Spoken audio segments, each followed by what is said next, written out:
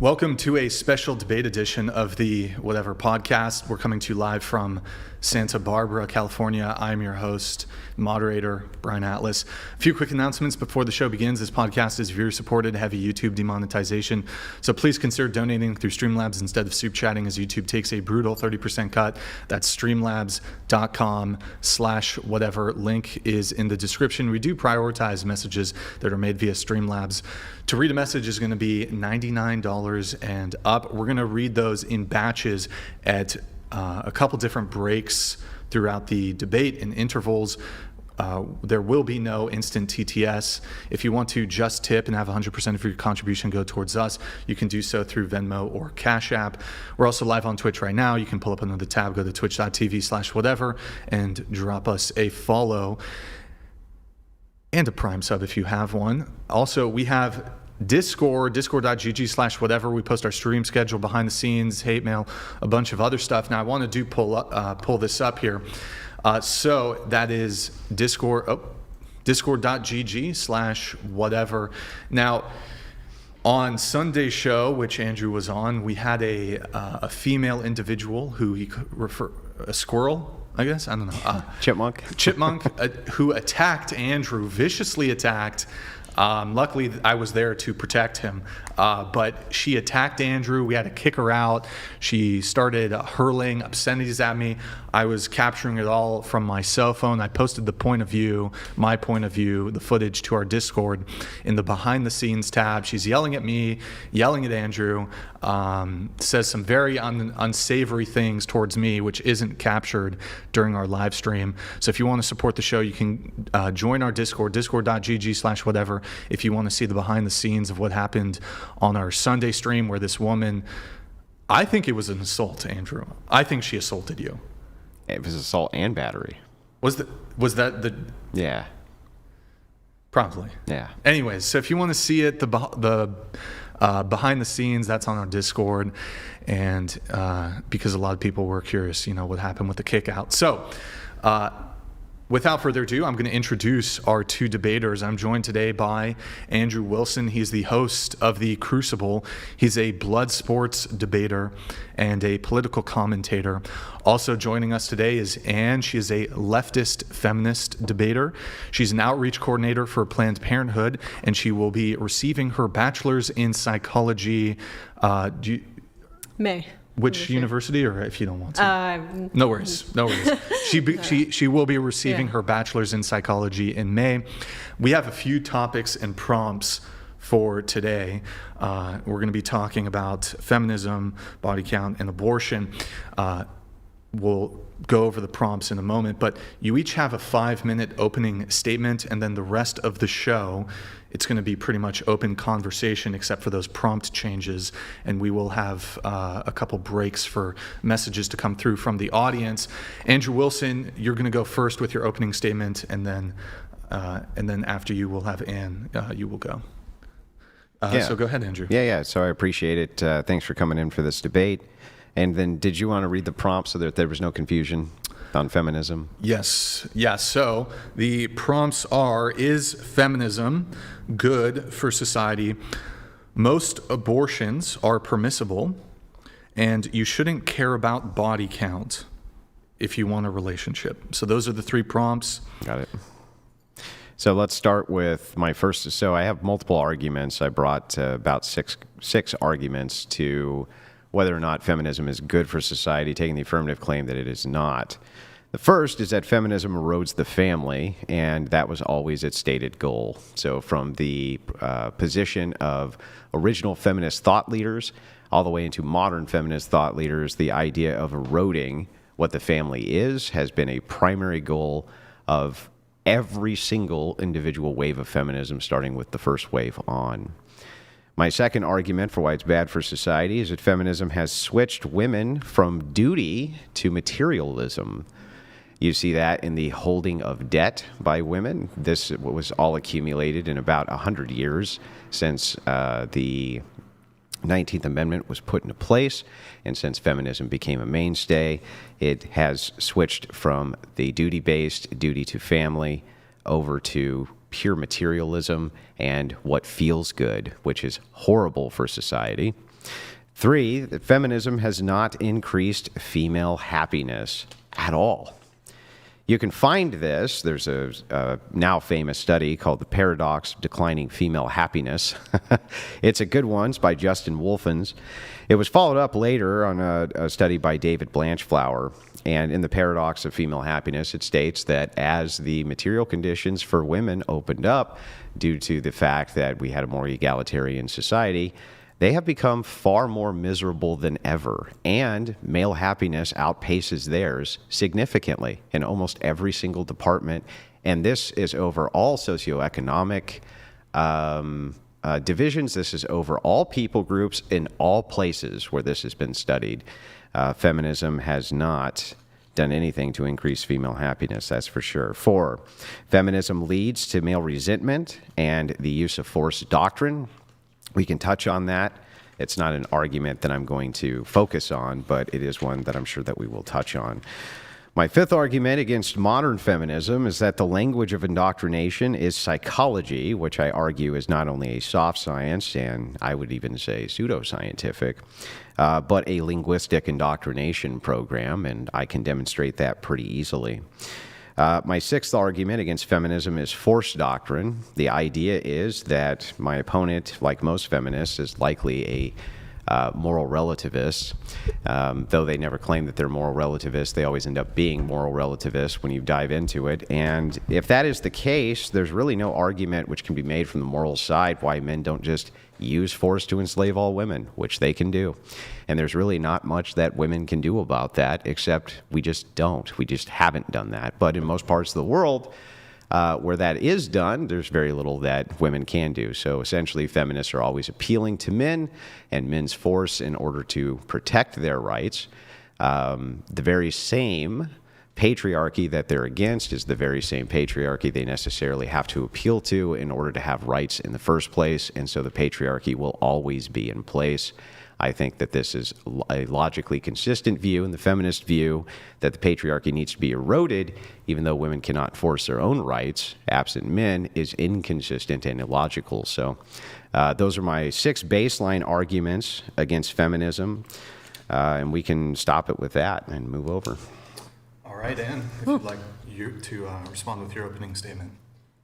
Yeah, well, I'll make a few points, I guess, if we're just starting with feminism right now.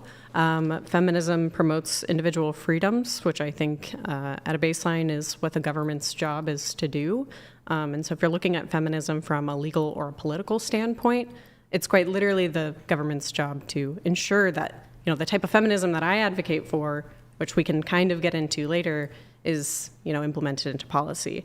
Now, the second thing that, you touched on, and I'll kind of give a little bit of a response to just quickly, is about the waves of feminism. I probably think that you find modern feminism to be the most problematic. However, modern feminist lens are more of what we would call a critical feminism. That's what I would probably subscribe myself to, where the goal of feminism is to look critically at the types of structures that exist in society still, whether they are legal, if they're not legal, whether that be social or within family structures, et cetera, in our institutions and our daily lives. It's to look at the things and the ways that we interact with other people, and what types of things should be deconstructed, and what types of things are still being used to oppress women, even in a subversive way. Now, you often talk about this whole notion of egalitarianism, and we can get into what you mean by egalitarianism, but I suspect that you probably mean something like equality of outcomes and not equality of opportunity. I would probably advocate more for something like equality of opportunity versus outcomes. I don't think that men and women will ever be exactly the same, and I don't think that that's the goal of most feminists. In fact, I think that might be a straw man of what most feminists are trying to do. So what I would say is that when we look at people in the workforce, the goal isn't to have the same amount of female doctors as male doctors. The goal isn't to have the same amount of stay-at-home moms as stay-at-home dads. The goal is to give people the opportunity to do those things if they want to, because we agree that, personal freedoms, once again, are good for society, and they are, good when they're able to be pursued. It's not necessarily that people have to pursue those things. It's just that they have the ability to. And so that's what I would say so far, and then we can get into more of the terminology stuff. Yeah, I mean, maybe we can define some terms a little bit here. I mean, there's Yeah, for the semantics. like feminism, patriarchy. Well, I had a few sure. of the semantics I wanted to clear up because I'm not sure exactly what you mean by them, and I can tell you what I mean by them too, if you'd like. Sure. So let's start with feminism, right? My definition of feminism is the movement towards an egalitarian society, deconstructing the patriarchy. What do you mean by egalitarian? Just basic equality between men and women. But that's why I made the distinction earlier. So equality of outcome or equality of opportunity? Because my goal would be equality of opportunity. I even think opportunity would be fine. I would just grant it. Okay, sure, yeah. So And, then if and it's the deconstruction aspect is the patriarchy. I don't think that that's a necessary part. I think that when most feminists are talking about, like, fuck the patriarchy. Sorry, I don't know if I can say Yeah, the you word. can say that. Okay. Smash the patriarchy, screw the patriarchy, whatever. I don't think they're meaning literally, men can't have power. Men can't have 51% of power or something like that. Do you think feminists are saying that? Yeah. Are women, if feminism is saying that women are collectively oppressed, who are they oppressed by? Well, yeah, most feminists would say that men are So that typically would be the oppressors. patriarchy, right? Okay, but so you're saying not just men having power. Maybe we should define patriarchy then. From the father, rule of the father, men in the position of power, yes. Okay, sure. Yeah, I don't think women are trying to, especially feminists, are trying to abolish men out of power positions. Can men be oppressors if they don't have power? No, of course not. But they're Well- not trying to rid the power. They're trying to get rid of the oppression. So, okay, so you don't think then that power necessarily is oppressive? No, not necessarily. Okay, power not oppressive. So Right, what, like if you would ask a typical feminist, like, would it be oppressive if we had if Kamala would have gotten elected? Would Yeah. that be like an oppressive matriarchal system or something? They would say no. So it's not just the power. So then feminism to you is to try to get men to use power oppressively. Feminism's trying to get men to use power oppressively? No, to not use power not use- oppressively. Yeah, I believe that feminism is about the norms about how we should act. You don't think that feminism is just a descriptor of like the world, right? Yeah, I think it's just a descriptor. Do you? Well, in the context of us doing the semantics, I'm just talking about the descriptor. Right, but You're asking within the descriptor, can you make ought claims? Sure, you can do that with anything, I guess. right, but feminism is like a philosophy about the way the world should be, right? Yeah. Like, yeah, it's a set of Yeah, but right things- now we're just talking about the goals. descriptor itself. I don't know what you mean by feminism as a descriptor. Then, Well, so right now we're just untangling semantics, right? So I just want to know what you mean by the thing. If you're saying that feminists can make ought claims, sure. right? But feminism itself is a set of ought claims. Feminism isn't just men Okay. exist and they have power. No feminists. Well, would claim feminism that. to you is this. Right. Okay. Yeah. So feminism to you is, so I'm just trying to get a definition because it's somewhat proprietary still. I just want to make sure feminism to you means that a group of women are oppressed, the oppressor are men. Right. The men in a position of power, their power is fine. It's just them being oppressive towards women with their power is not fine. So the way that I look at feminism, like I said, is the push towards equal opportunity for Okay. both sexes in a society. That doesn't necessarily mean that those sexes will take advantage of those opportunities, but that those opportunities are available. Okay, so feminism to you just means equal opportunity. Sure. Push to equal opportunity in society. Right. Okay, gotcha. Because that itself is a normative claim. That's not a descriptive claim. That's What? a descriptive claim about what feminism is, but feminism itself is a set of normative claims. Yeah, that's fine. If you Okay. if you consider it to be a normative ethical worldview, that's fine with me. I'm just trying to make sure I know what it is when you say it. And then what is harm? What is harm? There's a few different accounts of harm that I kind of would find sufficient for different instances.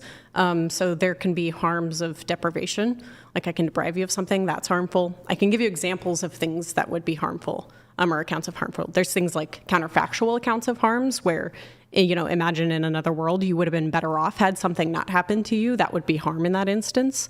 There's all sorts of types of harm. Well, okay, I guess I should just ask this basic question first. Do you base your ethical system around harm? Do I base the entirety of it? No, of course not. Okay, so if you had a core principle, would it be deontological or consequential? I think it's fine to use a mixture of both. Like threshold deontology, something like that? Well, I don't subscribe to a particular normative framework. That's why I'm saying I'm fine with using principles of both. So to it's kind just of make relativism? the argument. Do you think that if not deontology and not consequentialism, then relativism? No, I think Is that what you're saying? if no normative framework, likely relativism is what I think. I probably lean towards relativism. Okay, gotcha. So inside of the principle of harm, since it's proprietary, I actually don't feel like I got a definition from you. If you want to look a definition up, because it's really hard to find words on the fly, I'm actually fine with that. Well, what I'm saying to you is that I find multiple types of things to be harm. So it's not just that I have one set definition that fits all sets of things that I count as harm. Do you Yeah, but that understand doesn't tell me means? what harm is, though. Yeah, sure. I gave you, look, That harm just tells could me be- that you think lots of things are that. I gave you 2 examples of definitions. So the first example would be if you have a counterfactual world. Do you know what that means when I say counterfactual? Nope. Okay, so imagine there's a possible world where, X action or X thing had not occurred to you. Mm-hmm. If you're better off in that possible world where that thing had not occurred, then you've been harmed. That would be like a okay. counterfactual Gotcha. type of harm. And you There's believe harms that? of- And you believe that? Sure, yeah, I okay. think that is the case in some cases, yeah. Gotcha. Okay, and then what's the other? There's harms of deprivation. Okay. So, and that kind of ties into the counterfactual account, right? Like I can say, if you were going to inherit $1 billion and I took that $1 billion, I'm depriving you of that thing that you already had claim to.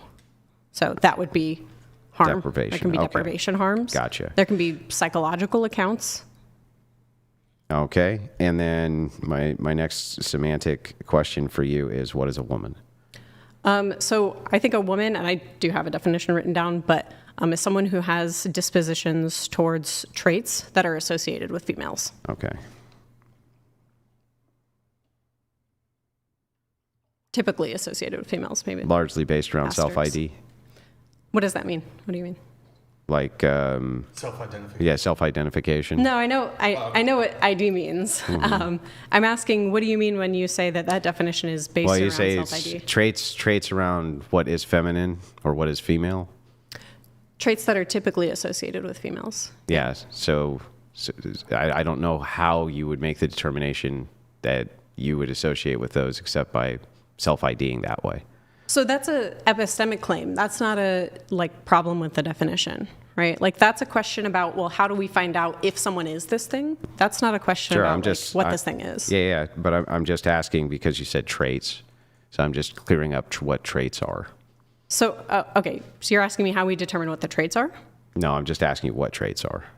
You're asking what traits are associated with females? No, just what traits themselves are. You don't know what a trait is? Well, no, I'm asking you what a trait is. A trait is a property of a thing. Okay. So And- then the property of the thing, Yeah, in this case, typical properties of the it's thing. whatever the association with the feminine or female is what makes woman. With females, yeah. Okay, got it. And that's just one definition. There are sufficient other definitions. And then what is a woman in the context of women's rights? And then I only have one more to clear these up. That's actually a really good question. It's highly contextual. So if we're talking about like women's rights not to be maybe like essayed or something like that, obviously that's going to encompass people who are perceived in society as women, because those people, one, have a right not to be, essayed. And two, those people are perceived in the same way that females are perceived in that instance. But if we're talking about something like, if I want to say, well, women have the right to abortions, I'm talking about people specifically with uteruses that, can get pregnant and can have abortions. Okay, So it's contextual. gotcha. And then last, do you believe, in this case, standpoint theory? Do you know feminist standpoint theory? Are you aware of standpoint theory at all? Can you describe what you mean? It's that the history should be told through the lens of women, not just through the lens of men. Through the lens of women, not just men. So it both included in the No. history, or? Nope. It's that because women have their own their own experiences when it comes to A, B, and C, that history needs to be revised also through the view of women. That would depend, and I'm not sure. I'm not familiar with that enough to commit to that. No big deal. I just wanted to ask, because I would have had a few semantic questions there too. So that's it. I'm done with my inquiry on semantics. I just wanted to clear up a few of those things. Sure. Okay. So, and the main one that I wanted to get clear on was the egalitarianism, because I hear you say that a lot, where you say like, oh, well, it's impossible, whatever claim you make about egalitarianism. Well, for the purpose of this, if we're talking about feminism, I do think that there's many feminists who do move towards the claim of egalitarianism being equality of outcome. But if you're saying that you're not one of those feminists, it's not really Right. worth harping on. So I'm fine Sure. with this definitionally just including for egalitarianism the idea of equality of opportunity. Sure. Yeah, so I'm fine with that. Okay. I have no issues there. I don't know if you had any other semantics that you wanted to clear up before we got into the debate. I'm assuming for woman or gender or whatever, you just take the biological definition, adult, human, female. Okay, that's Yep. fine. So do you want to get into like open discussion or? Yeah. Let's do open. Yep, now we can move into it. So I'll go back to my first argument here. Let me pull it up. First argument being that feminism erodes the family, and that was its stated goal. Are you pretty familiar with early feminist writers? A few of them, yeah. So early feminism, the first waves of them started in like depending on what country you're looking at, but mainly in America in the late 1800s. Agreed. And then it moved into the early 1900s. And that focused around kind of economic equality, the right to own property, the right to vote, et cetera. Yeah, well, it depends on if it was communist, but focusing on America, yes, largely. So the idea was to erode the traditional family, or the idea of a patriarchal family, where the man was at the head of the family unit, the woman operated in a support role with children, this kind of thing. Would you dispute that eroding that was a goal of feminism?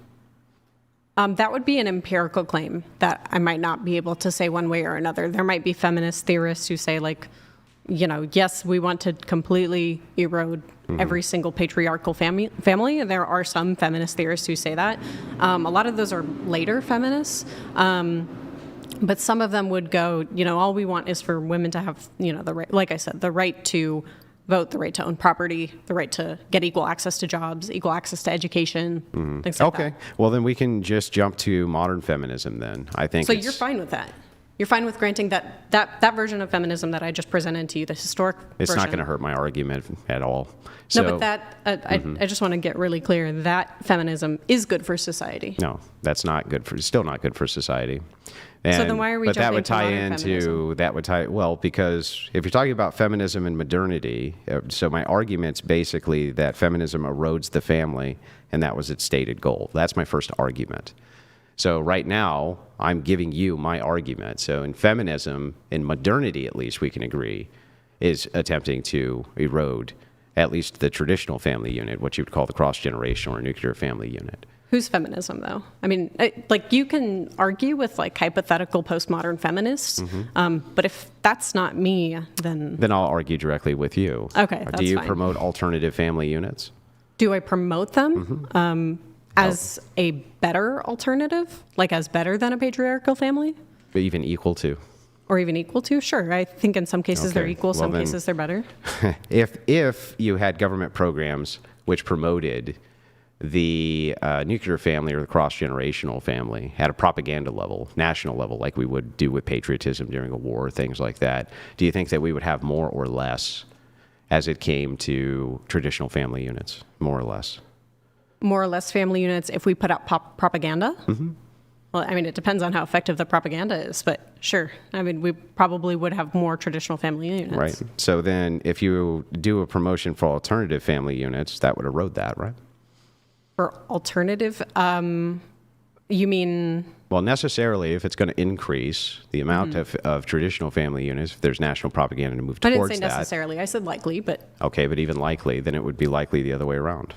If sure, you- it would be likely the other way around, that if we put out propaganda for something, that people would latch onto it, as Yeah, people do. sure. And do you agree with me that alternative family units is the propaganda which is now produced mostly out of leftist institutions, out of feminist institutions, and out of feminist propositions to government? Well, remember, we're talking about my version of feminism, not Your version. Your right. version does that, right? Have I given you much of I don't think I've told you much about my version of feminism. Yeah, I think you have. That's your movement. So you just got done saying that you would propagate or you would support the government itself pushing propaganda for alternative family units, right? Wait, that's not. No, I didn't say that. I mean, wouldn't? we can watch this back, but what do you mean by that? Like at the national level, the government doing things like putting LGBTQ flags all over the White House, maybe putting the White House in an LGBTQ flag, perhaps having NGOs, non-government organizations, which are left-wing think tanks, working hand-in-hand with government to push alternative family units, which are staunchly feminist and psychological institutions, things like that. Okay, so, I mean, we could bring up psychology, but I'm not sure what that had to do with that. But look, so we can say, these are fine. These things are maybe working towards normalizing those types of family units. Mm-hmm. Calling them propaganda seems like a loaded way to say that. And that's fine. If you want to use loaded terms like that, you can. That's Well, we whatever. can unload it. I agree with you. Propaganda has a negative connotation. I just don't know a Right. better way to say it that people understand. So you think that the normalization or the attempt to, normalize something is necessarily propaganda, or you think that there's a difference there? No, I just said I think propaganda has a negative connotation, like Right. definitionally a negative connotation. But when I say the word propaganda, I think most people understand what I mean by that word, meaning there's a national campaign towards X. A national okay, I mean, if all you're saying by a national campaign towards X is that people want people to be accepted as being gay, or people want to be seen as normal for having a gay family where they have, two parents of the same sex and children that live in that household. If that's what you mean, then sure, I'm fine with the United States doing things like putting flags on their building, but not for that purpose. The reason that I'm fine with that, something like putting a pride flag up during Pride Month, is because that's a representation of civil rights. Actually, I spoke, by the way, a little plug for my YouTube channel. I spoke at the Florida Senate about a month ago about this. It's an infringement on constitutional rights to not allow government entities to do that. Historically, the Supreme Court has ruled that way, by the way. But that is a promotion of the civil rights of those people, not a promotion of their lifestyle. Now, while it might also Wait, hang on, back up for me real quick. Did you just say that it's unconstitutional to govern for states to govern what now? Flags? Back that up. I just want to make sure I get this right. Right. Yeah. It's so in the instances, and this is just a descriptor of historically how it's been. The Supreme Court has ruled it unconstitutional to regulate the types of speech that government entities can employ. Government entities being. Do you know what a government entity is? I'm just asking you so No, that I I'm just understand. curious. I just didn't know if you genuinely didn't know. You do realize that you could have proprietary definitions of things that may sure, not. I could, but I think it would be charitable to assume, that we're kind of using similar terms. Well, that's fine. Well, I hang think on. a government Do you mean state government? Do you mean federal government? Do you mean local government? Historically, do you mean, both. The Supreme right. Court. So when Historically, we say both. government entities, I'm just trying to untangle it. That's it. Sure. I mean, okay. Sure. Yeah. Government entities historically, both on the federal level and the state level. Okay. So like the Confederate flag, Historically, the Supreme Court has ruled it unconstitutional for that to be infringed upon. Okay. Now, the issue there can be a different argument against maybe why we shouldn't allow them to do it. Maybe it's not because it's unconstitutional, but maybe there's some other reason why we should infringe on their free speech. Do you think we should? On The Confederate flag? that would be a conversation about, what's the usefulness, what kind No, of it'd be violence. a conversation about whether or not you're consistent in your view that because states can do this, they should be able to do this, or they should do this. Okay, that's not true. Look, That what I is was true. saying, what I was saying was that take the instance of, putting up can I say the word swastika? I would just say Swazi. Swazi, yeah. I put up a nice 1942 flag up, on the state building or something like that. And that causes some riot or that causes some violence or something like that. There might be an argument there to say, well, because it's had this specific negative outcome, then we should restrict them from doing that. However, that's not the case with the symbolization of, Pride Month, the gay flags that are put up on buildings. The intention there is to represent the civil rights of those people. That would be like saying you can't put up American flags. This is a civil rights issue on either end. Do you think that the Civil War was a civil rights issue? No, it's a civil rights issue on either end for the flag itself. So you can't say, so if you say, well, this is negative, right, or this is positive, just because one is negative doesn't mean it's not the same civil rights issue that you're pointing at here. So if you're pointing at states historically can't say anything, or government entities can't say anything about what types of flags are put up on is it state property? Is that what you're referencing? Right. So Yeah. government buildings. Yeah, government buildings. Then it would still be a buildings. civil rights issue if you're saying that they shouldn't put up the Confederate flag. That would still be a civil rights problem. When I asked you, do you think that the Civil War was a civil rights issue, do you think that the Confederate flag represents the civil rights of African Americans? No. Okay, right. So that's the symmetry breaker here. And then there's also the Well, what do you think a civil right is? do you think that the Don't ask me a question before you answer my question. What do you think a civil right is? look, a civil right is, something, it's actually, I think, pretty vague in our legal language, but Yeah, so a civil right is something like a human right that yeah. most people would call So a like human you right. have a right to put that flag up. Okay, No, great. no. I have a right to put that flag up too? Okay, see, that's where the confusion is. So I'm talking about when I say, government entities have the right to put up like pride flags. The pride flag is the symbol of the civil rights of gay people to get married, own property, not be, have their house raided while they're having sex or something like that. Well, okay. That's an assertion. So let's start with this. So you just making the claim like it is true that this flag represents this. That's great. It represents that to this group of people. I would make the same argument with the Confederate flag. Same exact argument. That's great that it represents a negative thing towards this group of people, but it represents a positive thing towards this group of people. It would be the same thing with the LGBTQ flag. It'd be the same argument both ways. No, look, the problem here is that the condition that I gave for, it being fine for them to use this form of free speech is the fact that it represents the civil right of that group of people. But the Confederate flag doesn't represent the civil rights of who? It would represent the civil rights of any people who wanted to see consistency so that they can have their flag up if they so chose. That would still be a civil right. That isn't, maybe there's some vagueness on the civil rights thing, but I don't think that you think that, putting a flag up wherever you want on whatever property you want is a civil right. You don't believe that, right? I think that if you were going to be consistent with your view, you would need to believe that. That's not, okay, this isn't answering my question. You don't think that it is a civil right to display I think it's a civil right if you put up a gay flag I'm not sure on why you government interrupted me. buildings. Well, I'm trying to answer the question because you said I wasn't answering it. If you put it up on I a have to government, re-ask it for you to if you answer put it. it up on a government, you didn't ask me a question. I was in the middle of asking you the question. You and said I'm not clarifying. getting the answer, so I was just giving you the answer. So look, the question was, do you think that it's a civil right to see your flag equally displayed? Because that was what you started to say. No, I think that it would be equally consistent to say if you can have an LGBTQ flag flying on some state building and that's constitutional, then you'd have to say the same thing about a Confederate flag. That the argument was from the fact that that flag represented the civil rights of that I mean, group. that's nice. What I'm telling you is that that's an assertion.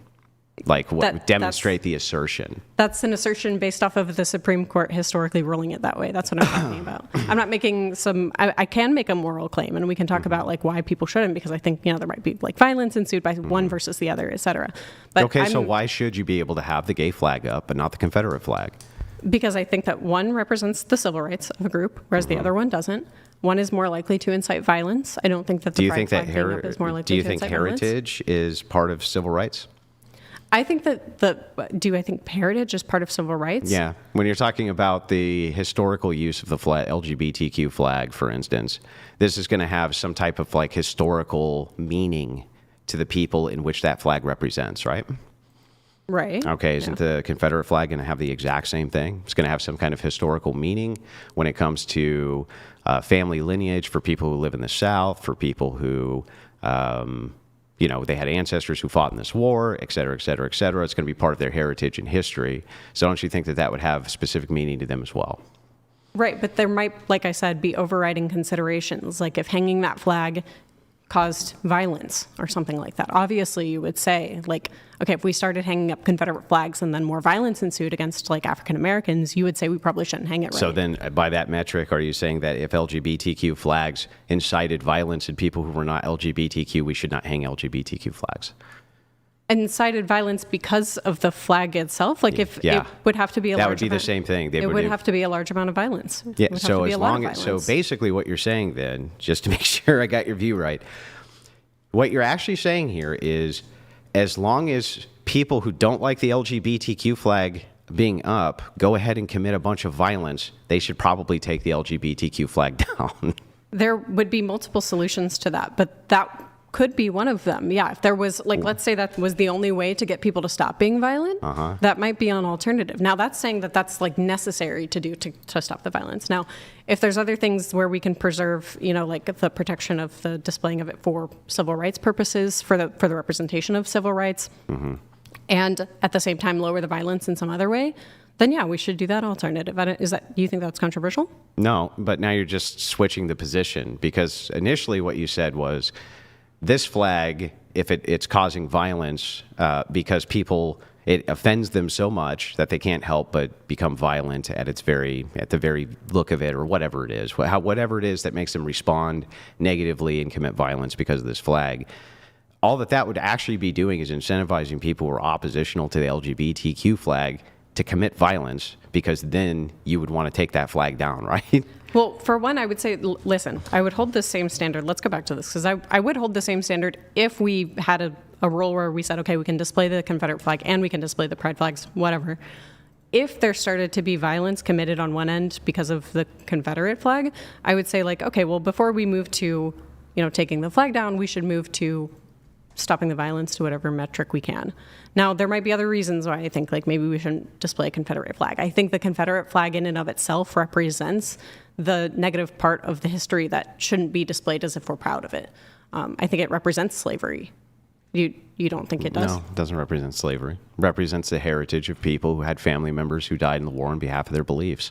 And their beliefs were?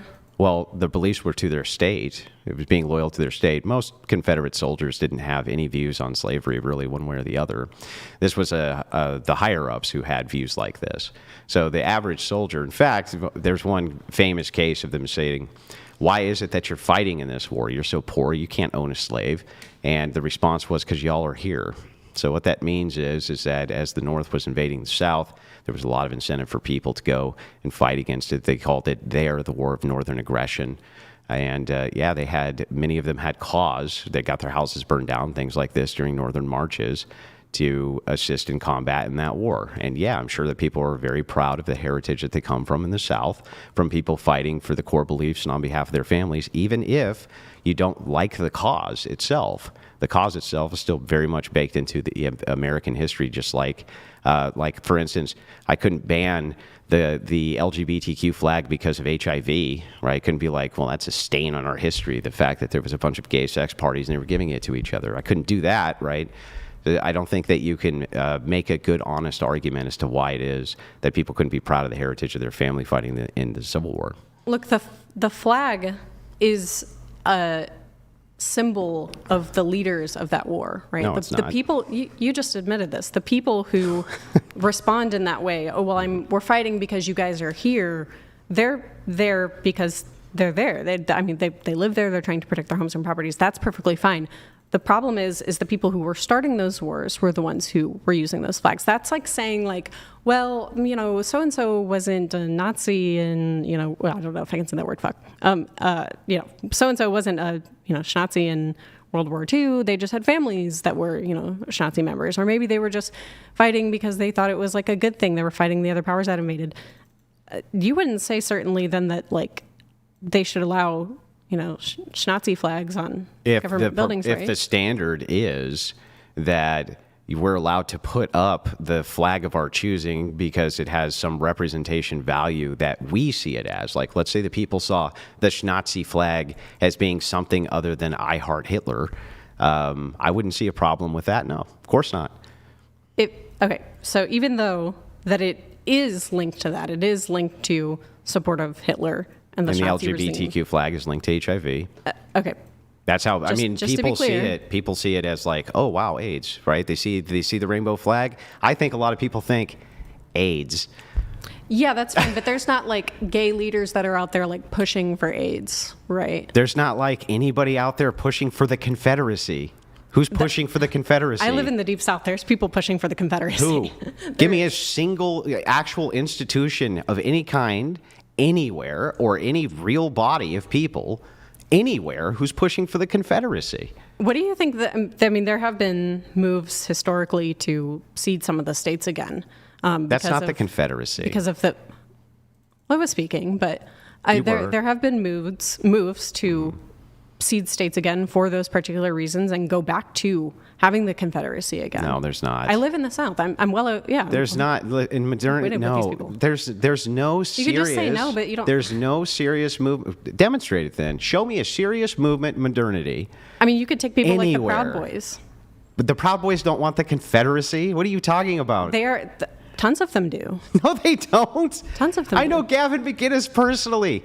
I know for sure that he had no plans to institute the Confederate States of America with the Proud Boys. and by Confederate States, you mean- Enrique, the former head, by the way, he's, I think, half black or half Hispanic himself. He has absolutely no plans to move towards the Confederate States of America. That's absurd. They might not have practical plans to, but you couldn't ask some of these people. Like I said, I live in the South. I mean, like, we can table this here because if it's just going to be like, oh, this is an empirical claim, there's absolutely no one that's pushing for the Confederacy. I think that's absurd. No, that's not what I said. What did I actually say? What was my actual position? Repeat it. My actual position was there's no serious body anywhere, not an NGO even, that I'm aware of, that is pushing for the reinstitution of the Confederate States of America. Not a single one. And that the Confederate flag, the only thing you seem to be able to appeal to is, well, because in the South there was slavery, and this was a flag that the South utilized, that means, therefore, that it's a symbol of slavery. That is not only is that not logical, it doesn't follow, right? But you haven't even demonstrated that the people who want the flag there view it as a symbol of slavery. They clearly don't. Only the opposition does, right? Are you guys okay if we move this back to feminism, though? Yeah, or But this is part of the consistency of the worldview. I just want to make it very clear that Civil War was fought over slavery. That has nothing to do with my claim. What does that have to do with my claim? The Confederate leaders of the Civil War were fighting for When did I make the claim slavery. that it wasn't over slavery? I'm just making that clear for this conversation. Yeah, and but for when the did I make audience that in general. claim? So what are you arguing against? That the people who were fighting in the war, most of them weren't just fighting for slavery. They weren't. But the leaders of those armies were fighting for that. Some of them were, and some of them even were abolitionists in their own right. But I do agree with you that, generally speaking, leadership there did want to keep the institution of slavery intact. I'm not disputing that. What I am disputing is that when Southerners see the Confederate flag as a sign of their cultural heritage, which comes down to their family members defending their homes when the North came in and started burning them out, amongst other reasons, that they want it there as a symbol of slavery. And that's the argument you're actually making. That's not true. But then why shouldn't it be there? I said that, well, one, there could be an argument that it incites violence, because it does. In some instances, it's used as a symbol when violence occurs, especially in the South a lot. Great. So we have to capitulate to people who become violent because of a symbol. Capitulate to people who become violent because of a symbol? Mm-hmm. They're not violent because of the symbol. They're violent because they share the values that symbol represented during that war. So then, therefore, violent because of symbol. No. No. How did you get that from that? Well, because I don't understand. Why are they being violent because the Confederate flag is there? They're violent because they share the same values as the people who flew that flag in that war. No, they don't. What values are they sharing? They own slaves? There are people in the South who want to own slaves. Yeah, I don't. How many people in the South do you think want to own slaves? There's groups of people. That doesn't matter. There's no significant movement anywhere in the South to own slaves. Even if they don't desire that particular portion of the negative ideological, set of things that people in the South believed during the Confederacy, there is lumped in with that racism because of the fact that it was a tool to push for slavery, right? So that The they're North sharing was those racist. values. I understand. So why that. do we fly the American flag? Are, What? it's like a joke. No, it's not a joke. It's not like a joke. I really don't understand the position. The position of like, but they see it as being racist. They are linking this symbol to their feelings. We're not going to capitulate. You honestly are trying to advocate that people should capitulate to symbolism under legal expression because it makes them feel bad. And by capitulate, you mean? Take it down. So you're saying that I think that we should take down Confederate flags if they cause violence, and if Well, they are they're not causing violence. and if they are, sure. I mean, if they are linked to people who are causing violence, right? Because they share the same values of the people who initially flew those flags.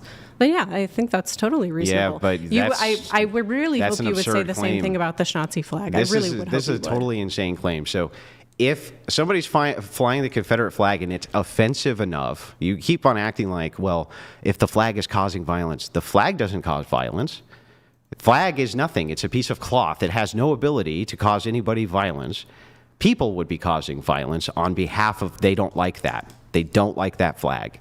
So what all you're doing is making an argument saying we should capitulate to mobs who don't like things and are willing to cause violence by taking down the thing. That's not it. Look, I think that that's a complete straw man of the argument. The argument is multi-pronged. It's not just, oh, if people don't like thing, take thing down. That's not the argument. It sure at all. sounds like that's the argument. That is Which part of it am I straw manning? That is a consideration into whether or not we should allow something or not. Right? Okay. There can be multiple considerations. That's one of them. Okay. Well, I guess we can move on to the second argument then if you want to move past this one. Sure. So feminism has switched women from duty to materialism.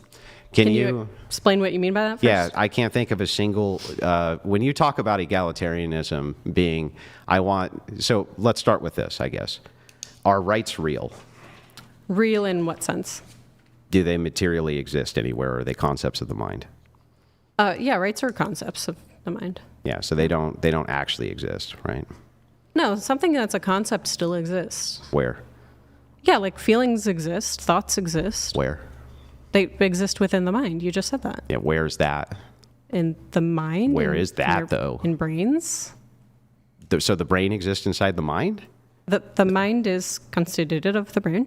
The brain is the mind, then? That might be a semantic thing, but I'm fine with saying however you want to parse out those terms, that yes, concepts come from minds. Minds either are or come from brains. Okay, so, is the mind the brain? Look, that's a complex question I don't have the answer to. I don't either, so I just want to make sure that I understand where concepts exist. I mean, look, if you just want to say the brain just for simplicity, that's fine. I'm not sure, like, are you like well versed on philosophy of mind or something? Is that like... I'm not trying to move you into philosophy of mind. I'm just trying to ask you about rights being a concept, because when I say that they're not real, you say they are real because concepts are real. Right. But I don't understand how concepts themselves are real. Yeah, they're real as in they're, things that are from the mind. Okay, so... Like thoughts, you wouldn't say a thought is not a real thing. A thought is a real thing. Well, when you say objective or subjective, what do you mean by objective or subjective? I didn't use those words, but usually in philosophy, objective means mind independent, Yes. and subjective means mind dependent. Okay, right. So concepts, then, they're dependent on a mind? Yeah, of course. Okay, so they don't exist absent a mind. They don't exist absence of minds? No. Okay, so if all human beings were gone, rights would not exist because the concepts would be gone, right? Well, I didn't say human minds. There could be, some alien, the xenomorphs or whatever come down and they have their own concepts of rights. Then, yeah, I mean, that's still a mind. They have rights, etc. Yeah, no, sure. If there was aliens, they okay. Just but to if, clarify, it's not just human minds. It is just, minds that can conceptualize of rights. whatever those minds are. Sure. Yeah. Okay, got it. So when we're talking about rights, though, you exist, they don't exist in any sort of material reality.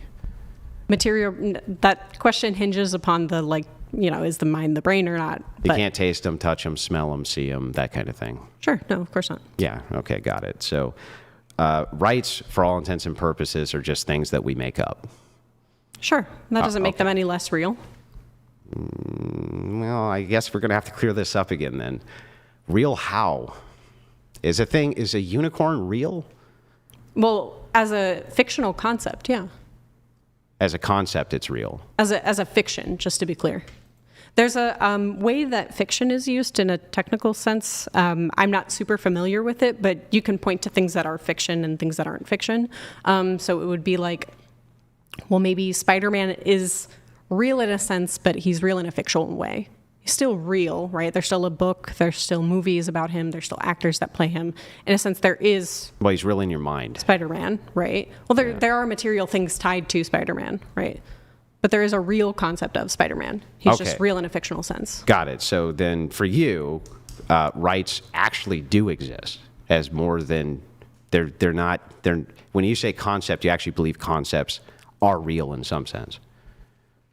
I think they're real in a mind-dependent way. Mind-dependent. When you say, so I think what you're doing here, and you can correct me if I'm wrong. I'm making sure we just don't equivocate. But it seems like what you are doing might be a little bit of that, but it might seem like you're saying something is only real if and only if it's material. Do you believe that or no? I don't. No. Okay. I'm just making sure that we get the view clear. Sure, yeah. That So we're there can talking be real about- things, even if we don't have a specific definition, there can be real things that aren't material. Yeah, concepts. Yeah, sure. Okay, got it. So rights are a concept. Yeah, they are a concept, but they are real. But in the sense that non-material, real concepts, things. in the sense that concepts are real. Right, just like your feelings are real, just like your thoughts, your dreams are real. Got it. And concepts are changeable, right? Just like rights. The concepts themselves, yeah, the way that people think of things, yeah. Those things can change, sure. Okay. So we've established that rights are just concepts. Concepts can be real. I'll just agree in that sense because, again, it doesn't really matter, I guess, in this particular confine. So when I say duty you would have to exist, or you'd have to admit is also real then as a concept. What do you mean by duty? Obligations that you have absent entitlements. And I would classify rights as being entitlements you have absent obligations.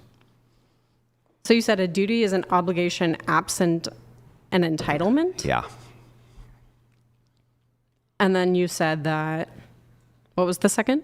That for a right, it would be an entitlement absent a duty.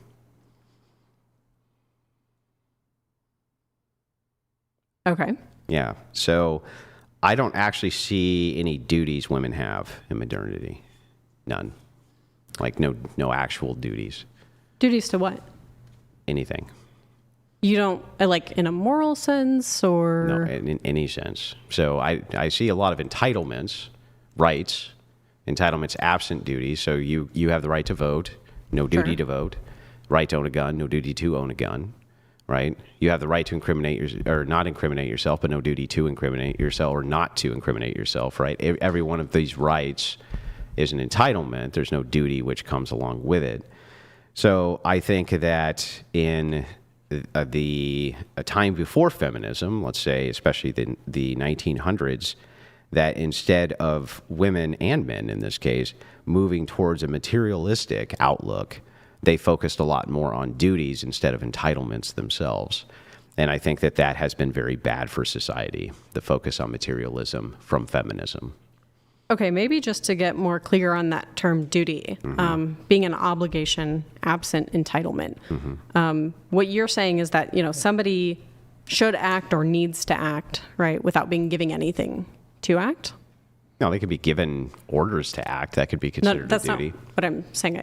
Okay, maybe there was some miscommunication there, but something that, you should do whether or not you're rewarded for it or something like that. Is that something like what you mean? Yeah. Okay.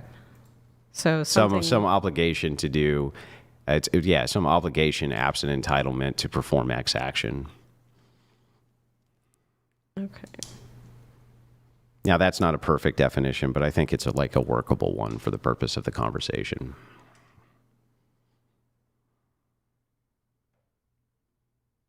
Okay, so you think that women don't have any duties, but they do have. But I think men do. I think men have duties. Can we get clear on if you're making a descriptive claim or if you're making some sort of prescriptive claim? Descriptive. Descriptive? Okay, so you think that men have duties and women don't? Yes. And that you think that women have rights and men don't have rights, or they do? I think that women have more rights than men do. So this would come down to my argument for conscription.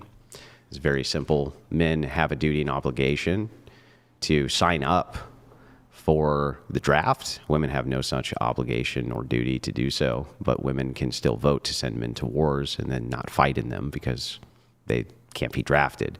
So I would consider that to be an extra right that women have that men do not have, because they are they actually have to sign up and be conscripted during wartime. Okay, sure. And absent wartime. Okay, so this is argument feminism bad because men have to go to the draft and women don't, and they both get the right to vote? No, this is an argument for materialism. I'm just expressing that when we moved away from a duty-based society for women, I can't think of any actual obligations that women have as far as duties to society, but I can think of actual obligations that men do have still as a duty to society.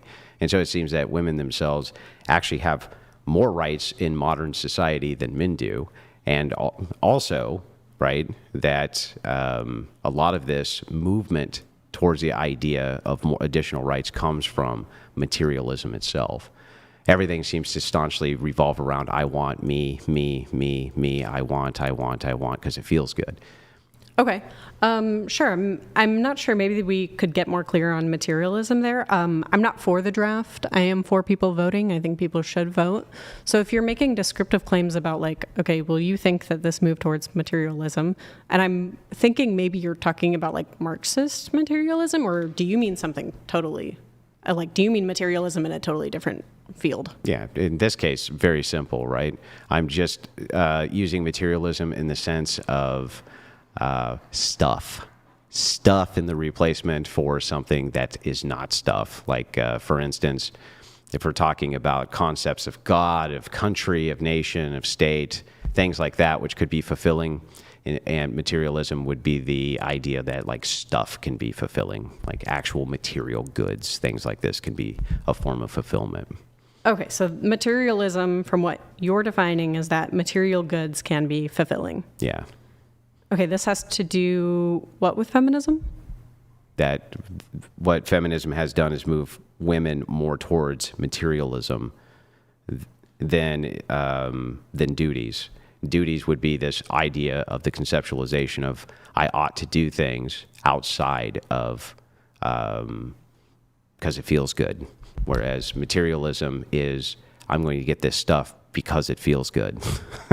Right. I mean, I can think that people should do things because I think it would have good outcomes for them. Like, I think that people should vote because I think that that helps them pursue their political goals more. And I think that people enjoy freedom. I think that's good for people's well-being, is to have personal freedoms. Doesn't seem to be. It seems to be that limiting people's personal freedoms is pretty good for their well-being. Well, it seems, okay, well, in some senses you would agree with that. In some senses you wouldn't, I assume. Yeah, in some. You can make delineation thresholds, but everybody voting has been a disaster. It's been terrible. What do you mean by that? I mean that by everybody being able to collectively vote rather than people at stake in the system, what's been able to happen is that the Treasury has been able to be robbed by the collective power of the vote. So what happens is politicians end up creating voting blocks. They pit the voting blocks against each other. And all of these various blocks are trying to raid the Treasury, essentially, for their own personal agendas. Every single block that I can think of, in fact, is trying to raid the Treasury based on an agenda. Right, but presumably you think some of those agendas are good, and two, you think that generally there's also good outcomes from everybody voting, right? No, there's generally not good outcomes from everybody voting. There's not a single good outcome, or? I didn't say there's not a single good outcome. I'd never put it in a monolith, but that's a question. I just answered the question. I would not say that there's never a single good outcome. Right. So you just happen to believe that the good outcomes don't outweigh the bad outcomes. Well, yeah, that's how I would weigh anything when it came to the political process, right?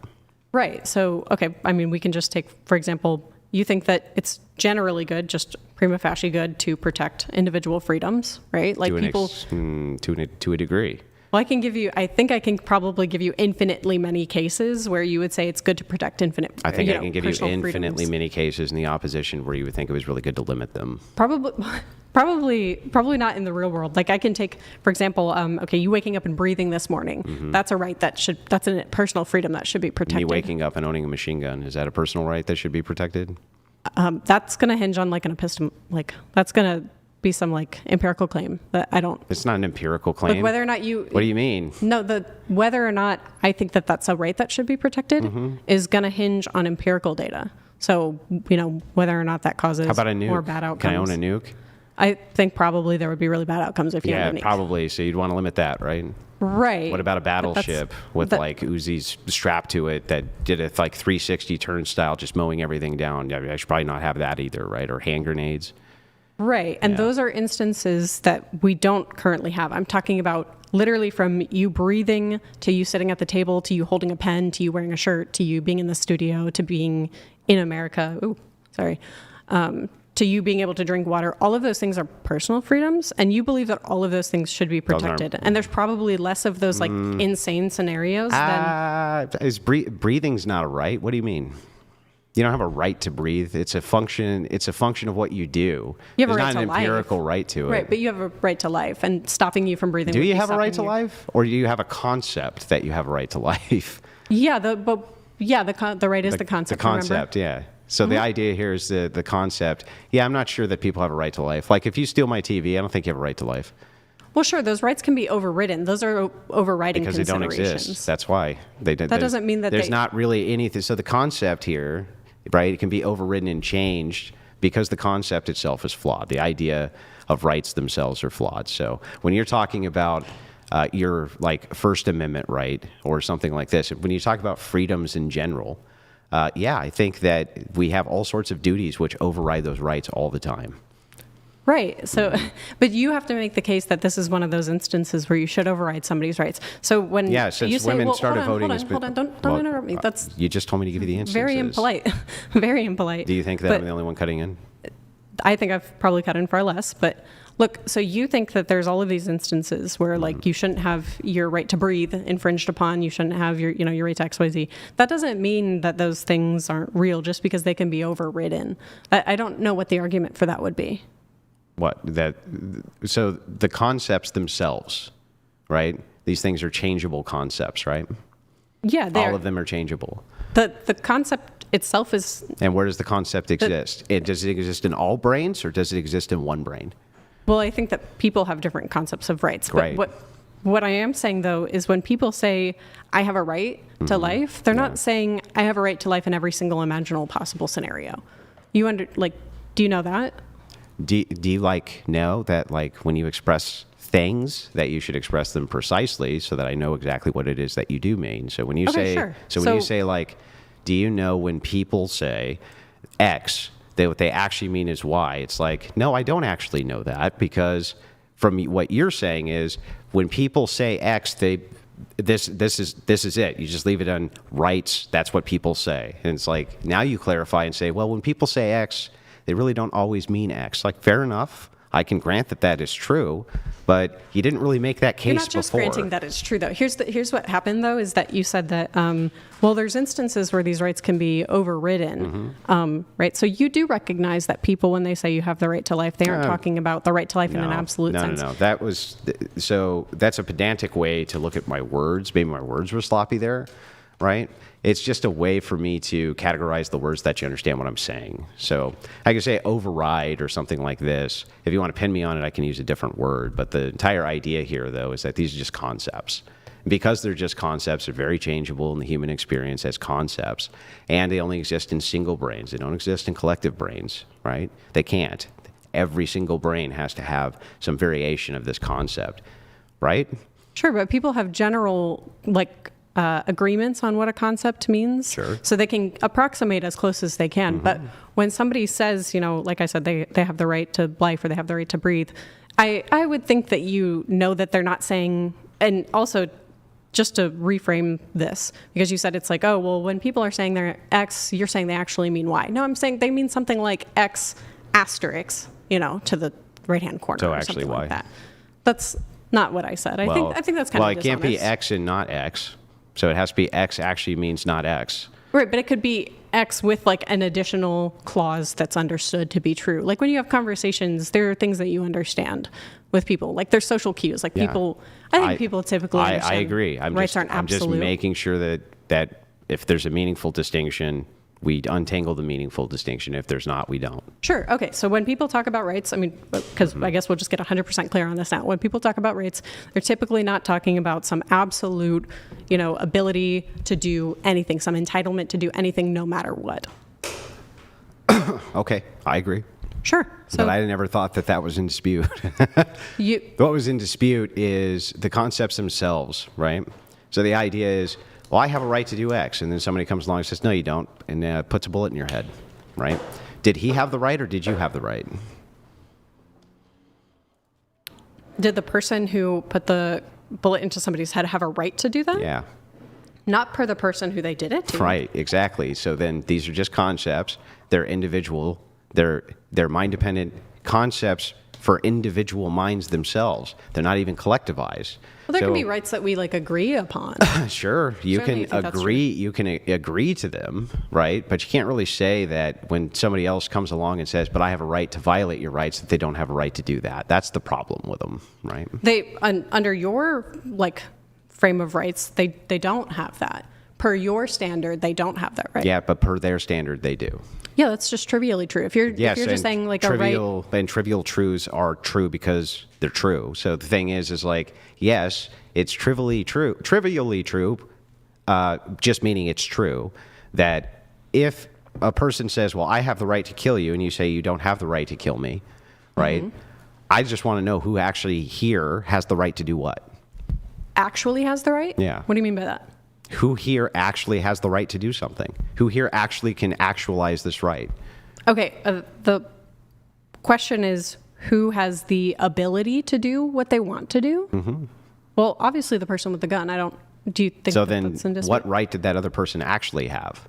Well, the person, okay, maybe we should get clear on what you mean by a right. What do you mean by right? I've already told you 50 times. It's entitlement absent of duty. Yeah, so, okay, they have the right, and these rights are, I believe that I have an entitlement, mm-hmm. To my life. Believe. Right. Yeah. So if they believe that, to them, they had the right. To the other person, they did not have the right. Right. So in this case, really what it boils down to is your rights are just force, right? Rights just come down. Force is the way that the rights are protected. Well, it's the only way they can really exist. No, they do exist. You admitted that concepts exist, right? So somebody can... I can grant that they exist, sure. Right. So they do exist without force, quote unquote. Well, no, not actualizing them though. So you didn't get clear what you mean by actualizing. Yeah, so if you want to have the right to freedom of speech and there's nobody around, I suppose you would have the right to freedom of speech because you're the only mind which has this concept in it. But if you come into contact with another mind who says you don't have the right to freedom of speech, right? How do we determine which mind actually has a right here and which one doesn't? We can't, right? We just say you have a concept in your mind and you have a concept in your mind. But this rights thing, right? Mm-hmm. This thing doesn't really exist. Just this concept is what exists. See, you keep saying it doesn't really exist. Of course it exists. Like you said, if you're on the island and nobody's there to infringe upon that right, even if somebody does infringe upon that right, you could still say, well, that person has the right to life. They have the right to speech. Then people have the right to kill other people if they want to. Well, that's not what I said. Per that person, they... No, it is what you're saying. They would... It's an to them, extension of what you're saying. That statement would be true. Okay. To them. If it is the case that collectively society decides that they have a right to enslave women, they do in fact have that right in reality to do that, don't they? If you're saying that they're acting on what they believe is to be a right, then yeah. That's what they're doing. That's trivially true. So then what is... That doesn't... So these are descriptive claims, though. Yeah. I'm not interested well, in right now, we're claims. just making sure that we have this... So I just want to make sure I got this right and that we're not speaking past each other. Rights are real as concepts. Concepts are real. Yes? So therefore, if it is the case that conceptually people want to enslave all women...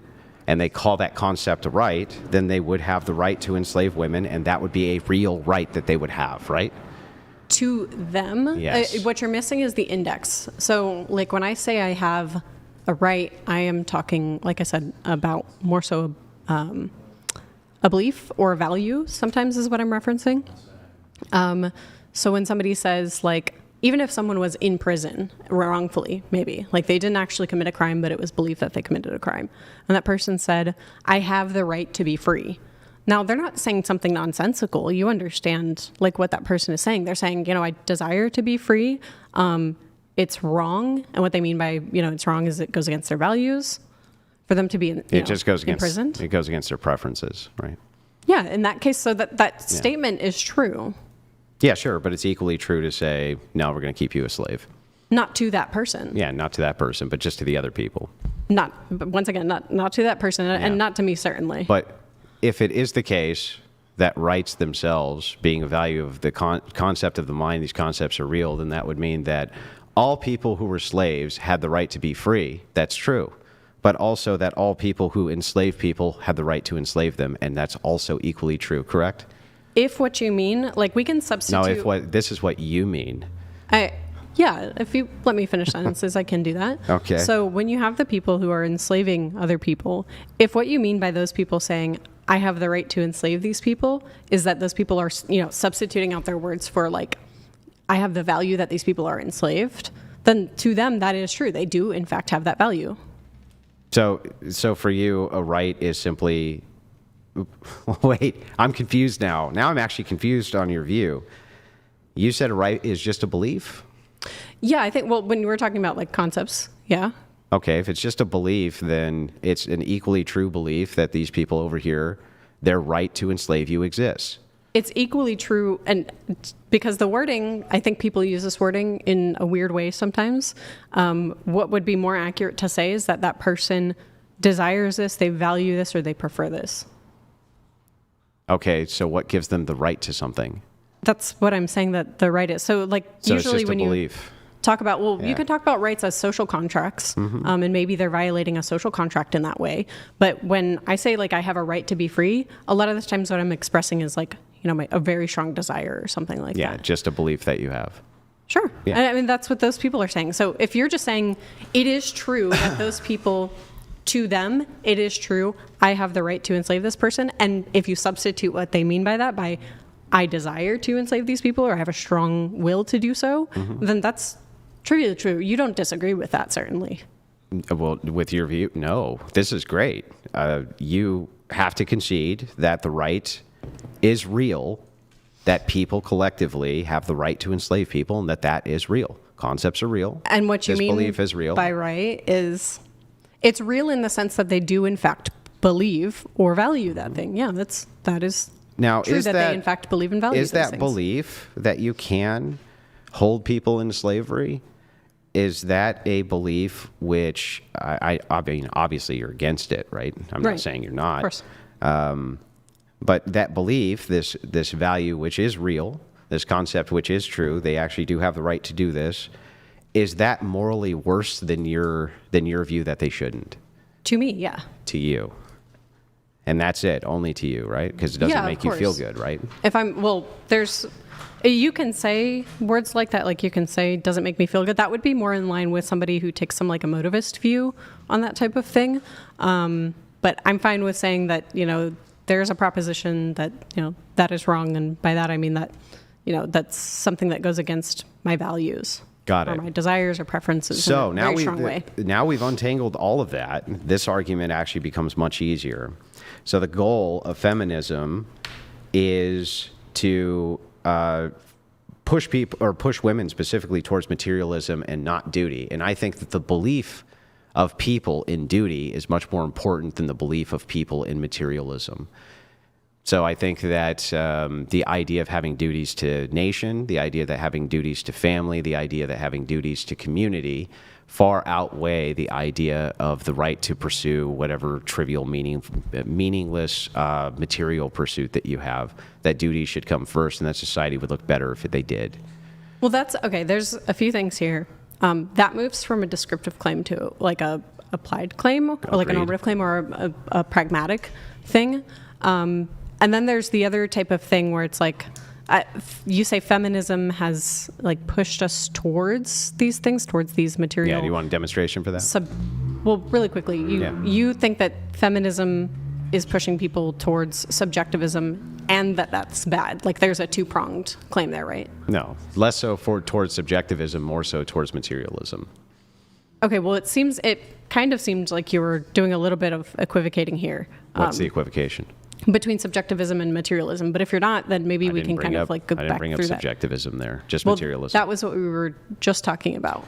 No, what we were talking about is after we untangle all of the concepts, all we're really talking about is just everything reduces to beliefs.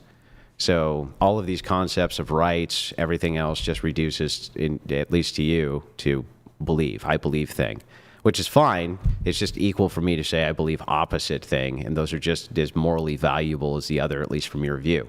Well, that's all I was establishing. No, that's not true. That's not true, actually. So that's a misunderstanding. So when you say that they're equally morally as valuable, well, they're not equally morally as valuable to me. Yeah. And then there's a pragmatic claim where we can kind of discuss after that, like, okay, well, let's say we have conflicting values. Mm-hmm. Then what? What the fuck do we do? It's more so we can then look at, okay, well, what's maybe some underlying values that we share where we can build off of that. I'm aware of all of that, but no, that would still reduce to relativism then, right? Like, how can you make ever a claim that some other mind, whatever their moral proposition was, if everything is just based on your preference is less good than your preference? How I don't even know how that can be done. You don't how you just explained it, where you're saying that the things that are good to you aren't the things that are good to me. So you might say, well, these are subjectively good to me, and therefore they're equally as good as the things that you believe. And my response to that would be, no, I don't believe that, because the things that are good to me are my values. Your values don't meet mine. Perfect. So then you believe that you are the architect of all morality. And by that you mean? Everything for which you believe is the ultimate form of morality. Ultimate form in what way? There's no other, and no counter moral claims made to you are ever going to be as good as the moral claims you make. There can be counter moral claims that are made to me that appeal to my values that maybe I'm not aware of, or that I have like conflicting underlying values that I'm not currently because you then prefer thinking them, about that. Right? Sorry? The only thing that make them good is that you then prefer them. Yeah, there could be something like that. Yeah, so then you would be the ultimate if architect. I adopted them for my morality, right? Like that would make that thing good to me. Well, your morality is the only thing that is good, though. To me. Well, what else is good except good to you? So look, I just said that. It's the thing that I am arbitrating is my morals, my moral stances. So then the only way we can have good is if it's good to you. Yeah, of course. So then if that's the case, then all things, you are the ultimate arbiter of goodness. Of my standard of goodness. There can't be any other standard of goodness. There is. I agree. Do you think that I am denying that other people have their own standards? This is circular. I'm making circular? the argument. I don't know why you're not agreeing with it. Only things which are good to you are good. The things that are good to me are good to me. Nothing else is good except things good to you. Nothing else is good except things which you find good. Well, there can be other people who agree with the things that I find to be good. So then those things are good to me and good to them. Yeah. So, but they're only good because they're good to you. They're only good because they're good to me? Yeah. Yeah, there's things that are good to me, and I can convince other people that they should also find those things to be good. Can anything be good unless it's good to you? Are you saying that, can I approve of something and not approve of something at the same time? Well, no. Yeah, right. So then all goodness comes from you. All goodness comes from me? It would have to. That my standards of good come from me, of course. Is there any other standard other than yours which is good?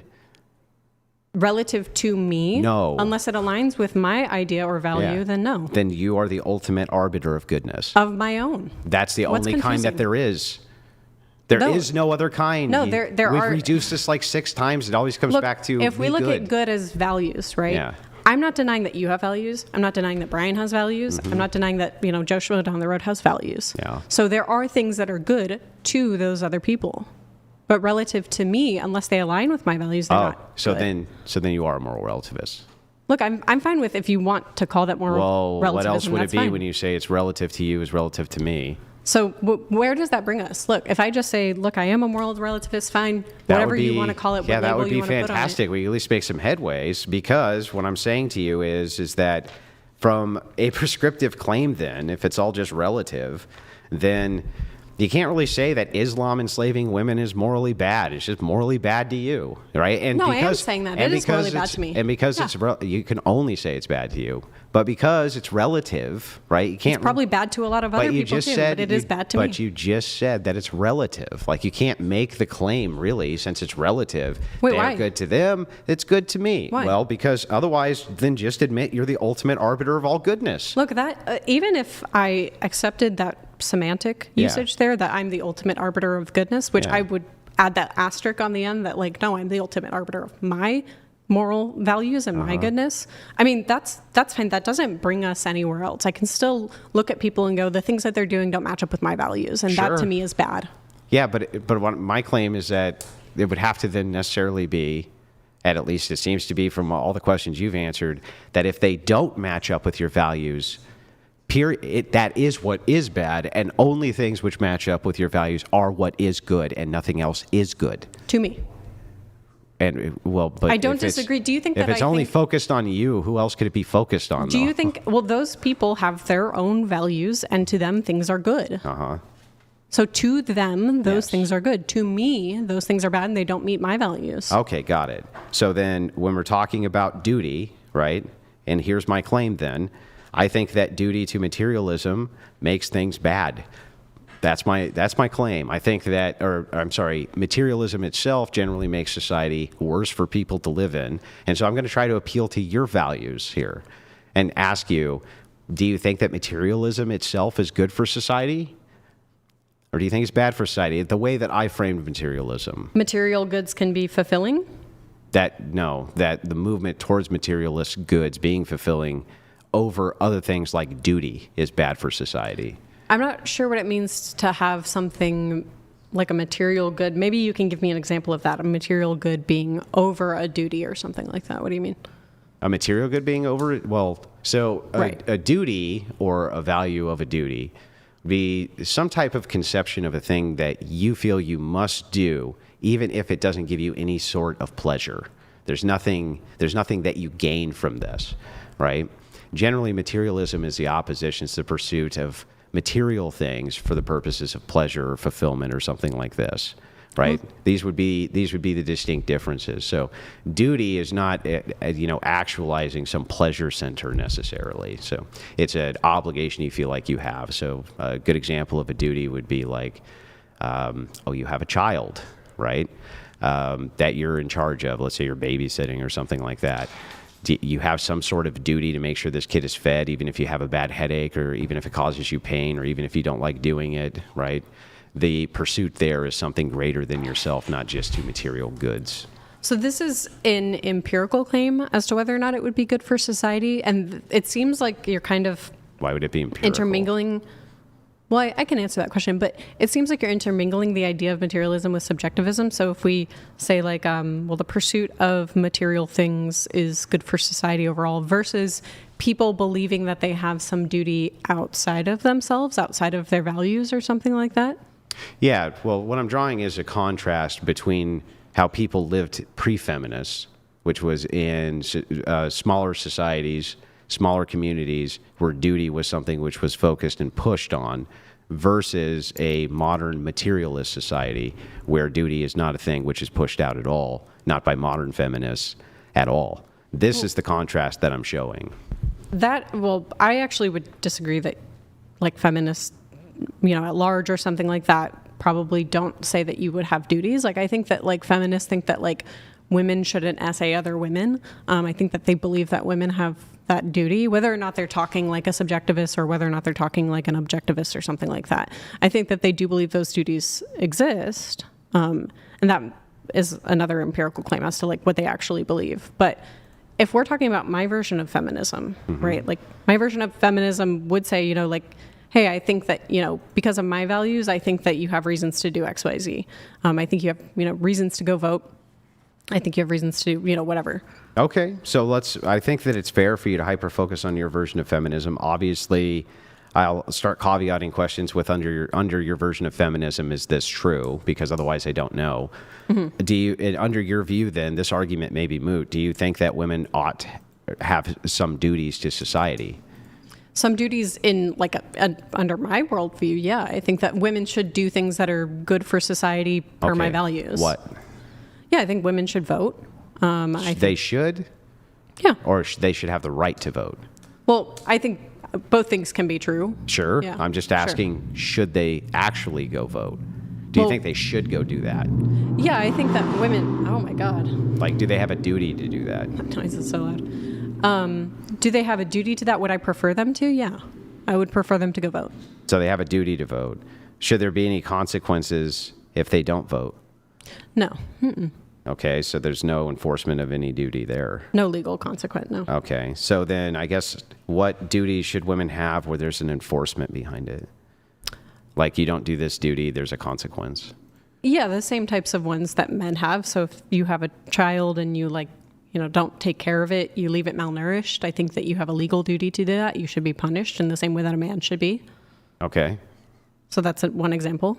okay. So they have some ethical duties. What about societal duties? Well, that would be a technical societal duties. Maybe I'm not clear what you're looking for.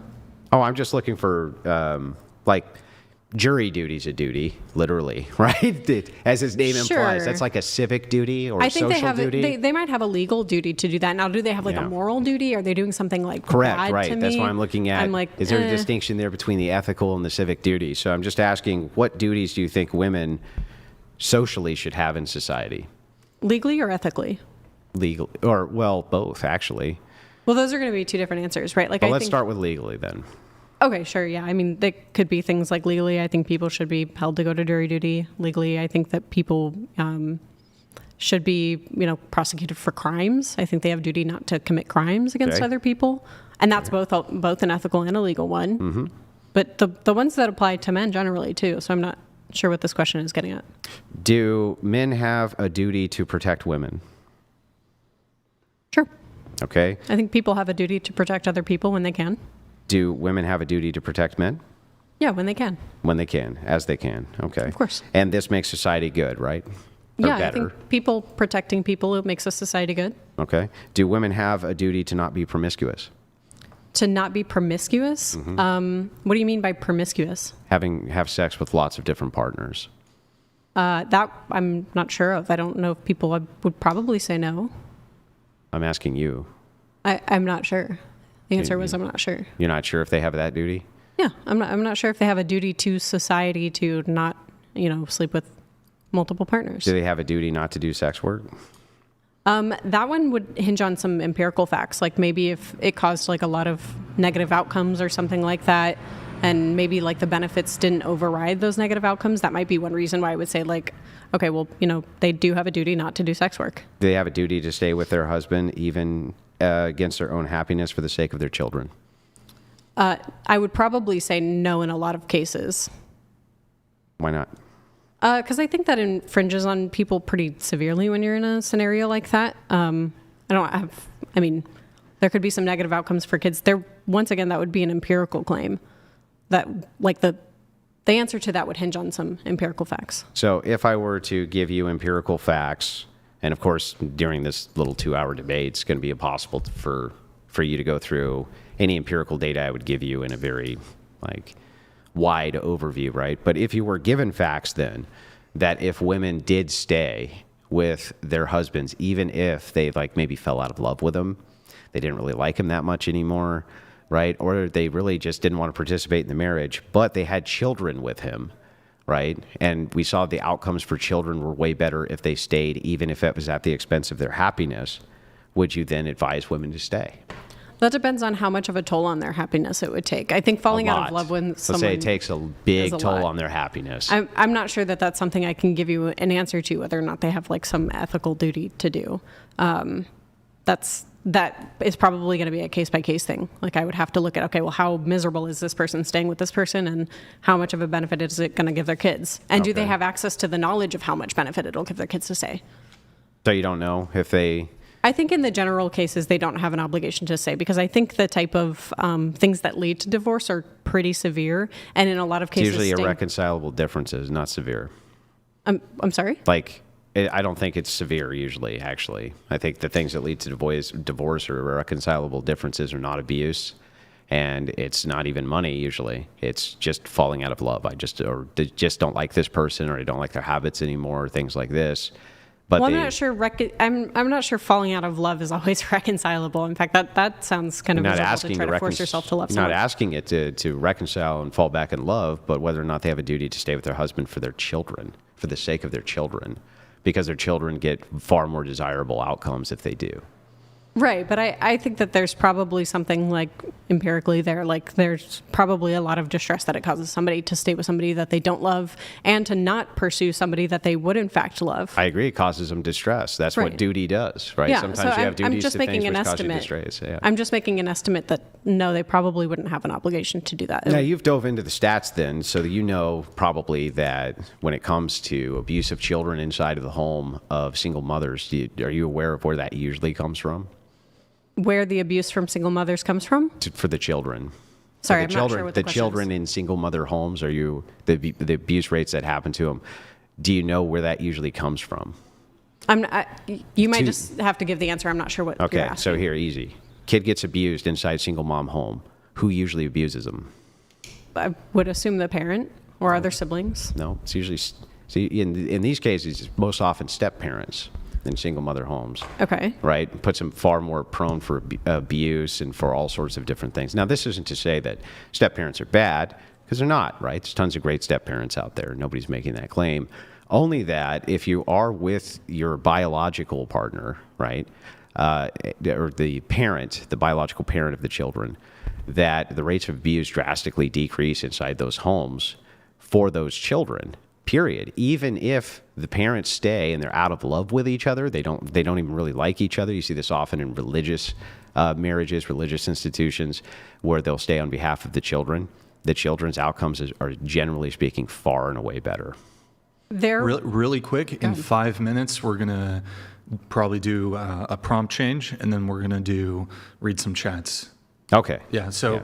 Continue, but in 5 minutes, we're going to let a couple chats come through. Okay. Sure. How long have we been going? About over an hour, just a bit over an hour. Jesus. Yeah, it takes a long time just to untangle worldviews. It does. Yeah. There's Yeah. nothing No you can do trust about me it. We can stick on the feminism for a bit longer, but in 5 minutes, we're going to let some No do problem. a little break. I need to have a smoke anyway, Okay. so that's all We good. have some Zen coming too. Good. Oh my God. Okay. Yeah. So the problem there is I think there would probably be a data collection problem there. When you have people who are remarried, it's probably easier for kids to report that a step parent is committing abuse versus a biological parent. A child might be more trusting of their biological parents, especially if they're still together. There might be covering up of abuse that's occurring, so that I might have some issues with like gathering that data and actually coming to like a conclusion there. But I would say that Would something like multiple meta-analyses on that data do something to assuage your doubts? Meta-analyses on the data that says that Step parents are more prone to abuse than the biological father. Sure. I mean, that's fine. But once again, I would need to see that data. I'd have to go through it, see what kind of methodological problems exist there. Because I would suspect that the abuse would go a lot less reported. Because that's something that you can't account for. If a kid's not going to report it, a kid's not going to report it. But you can make an inference and say, like, okay, well, kids are typically more trusting. Kids come out years later and say, hey, my biological parents abused me and I never told anybody. And, sometimes they don't even tell teachers. Well, I mean, a lot of these studies they're going over multiple decades, right? And so is the meta-analysis. Sure, going that over doesn't get rid of multiple the problem. decades, it gets rid of some of those problems, but doesn't get rid of all of them. I agree. Not the data collection, not the issue. It doesn't make that type of problem go away. Which type of problem specifically? The problem of abuse being covered up or children being more trusting of biological parents. So that could be the case. I was just talking when you were saying like children could come out later and discuss abuse rates or something like that. It's like, yeah, that's true. But one way that you could compensate for that is to have longevity in your study following these same people and then getting back with them 20 years later or whatever so that you could make these determinations. So that would be one way that you could compensate for that. And it might still not fully compensate for it, though, if that person still is more trusting of their biological parent. Yeah. So it doesn't fully get rid of that I don't issue. disagree. I was just saying that here there is some things that you could do. But I agree, right? But I would say that a meta-analysis, multiple meta-analysis, that would at least be something you'd look at. And I want to make it clear, the claim that I'm disputing isn't necessarily that step-parents don't abuse their children more than biological parents do. That could be very well true. But what I'm saying is, when we do have an issue finding that out, we have an issue of like, children trusting their biological parents more. But we also have the issue of like sorry, I lost my train of thought. I'm really thirsty. That might be a good time for a break, but we do have that methodological issue. Over time, it doesn't really get rid of it, though, if children still trust their biological parents more. And it could be the case like parents are covering it up for the other parent, whereas they wouldn't cover it up for like a new spouse or something like that. Or they might cover it up to keep the family together. That could also be a case that I would say would cause a lot of issues collecting that type of data. Okay. And those reasons the abuse might still not outweigh the type of harm done to the person staying with the person they don't want to be with. All right. Andrew, you good to stay just while the chats come through, course. and then I'll then I'll I'll go have a over smoke some and we'll other finish, things yep. just for a little smoke break. Sure. Firstly, I'm going to let some of these chats come through, guys. If you do want to get a chat in at this moment, you can do so via streamlabs.com/whatever. Read is $100 and up. One quick question for you, and some people in the chat were commenting. Are the glasses prescription? They are. Okay. Yeah, they are. They are casting a bit of a glare. A glare? Oh, my so bad. if you can. I don't know. Maybe if I need to clean them or something. No, I think it's just the natural glare. Sure. Yeah, they are prescription. Okay, so you do will need be them. blind. Okay, Yeah. Okay. Yeah. Then keep them on. All right. I'm gonna let the chats come through. We have KK 1213 donated $100. Are the glasses functional, or are they intended to make you seem more intelligent? Because the latter ain't working. Sorry, missed the last streams. Had to work. We all got to work, man. Yeah, no, they're totally fake. I'm just wearing them to look intelligent. Thank you, KK. We have Lucas here. He says your incitement of violence argument against the Confederate flag is garbage. You're conveniently omitting the part that use of the flag has to be directed to inciting imminent violence. Continued, where he says, just one moment, while we're waiting for his second one to come up, where he writes, in other words, the use of the flag has to be intended for the purpose of violence, and the violence has to be imminent, that is, right away. See Brandenburg v. Ohio, and oh, by the way, I'm a lawyer. I don't know if you want to respond to that, or... I mean, there's not much to respond to. I don't disagree with that. Okay. I'm not sure if that just Sure. isn't clear. Okay. Oh, it is Clay coming through. donated $200. Thank you, Clay. Pretty sure you could have paid a tree to make her same argument. All hail xenomorphs. Andrew, I owe you a bottle of red breast having to deal with this. She does not even understand the arguments. She's done better than most of them have gone on. What do you like? She's done pretty good. We have Ogle here. She's at least engaging. She's only done the tone policing a couple times. So, like, that's pretty good. And thank you, Clay, for that. Ogle coming in here. Thank you, Ogle. Ogle_glue.net donated $200. A+ debate tonight. See? Ogle the likes guest it. for once is giving Andrew some strong opposition and can keep up with him intellectually.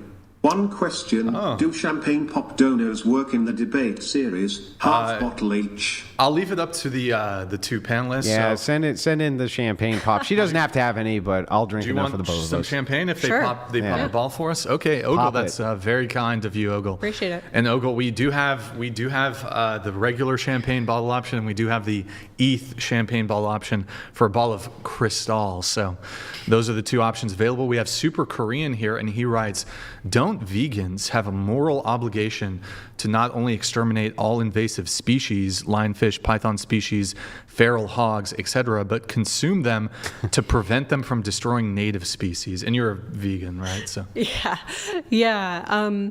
That's a position some vegans take. That's not a position I hold to. got it. Okay. Yeah. Well, that is it for the chats. Andrew, if you want to take your smoke Yeah, I'll break, take a quick smoke. and I'll go over a couple things, Okay. and just while you're gone smoking. So, guys, if you're enjoying the stream, if you're enjoying the debate, and you want to ask a question, you can do so at streamlabs.com/whatever. Read is $100 and up. Also, guys, if you are enjoying the stream, like the video, please.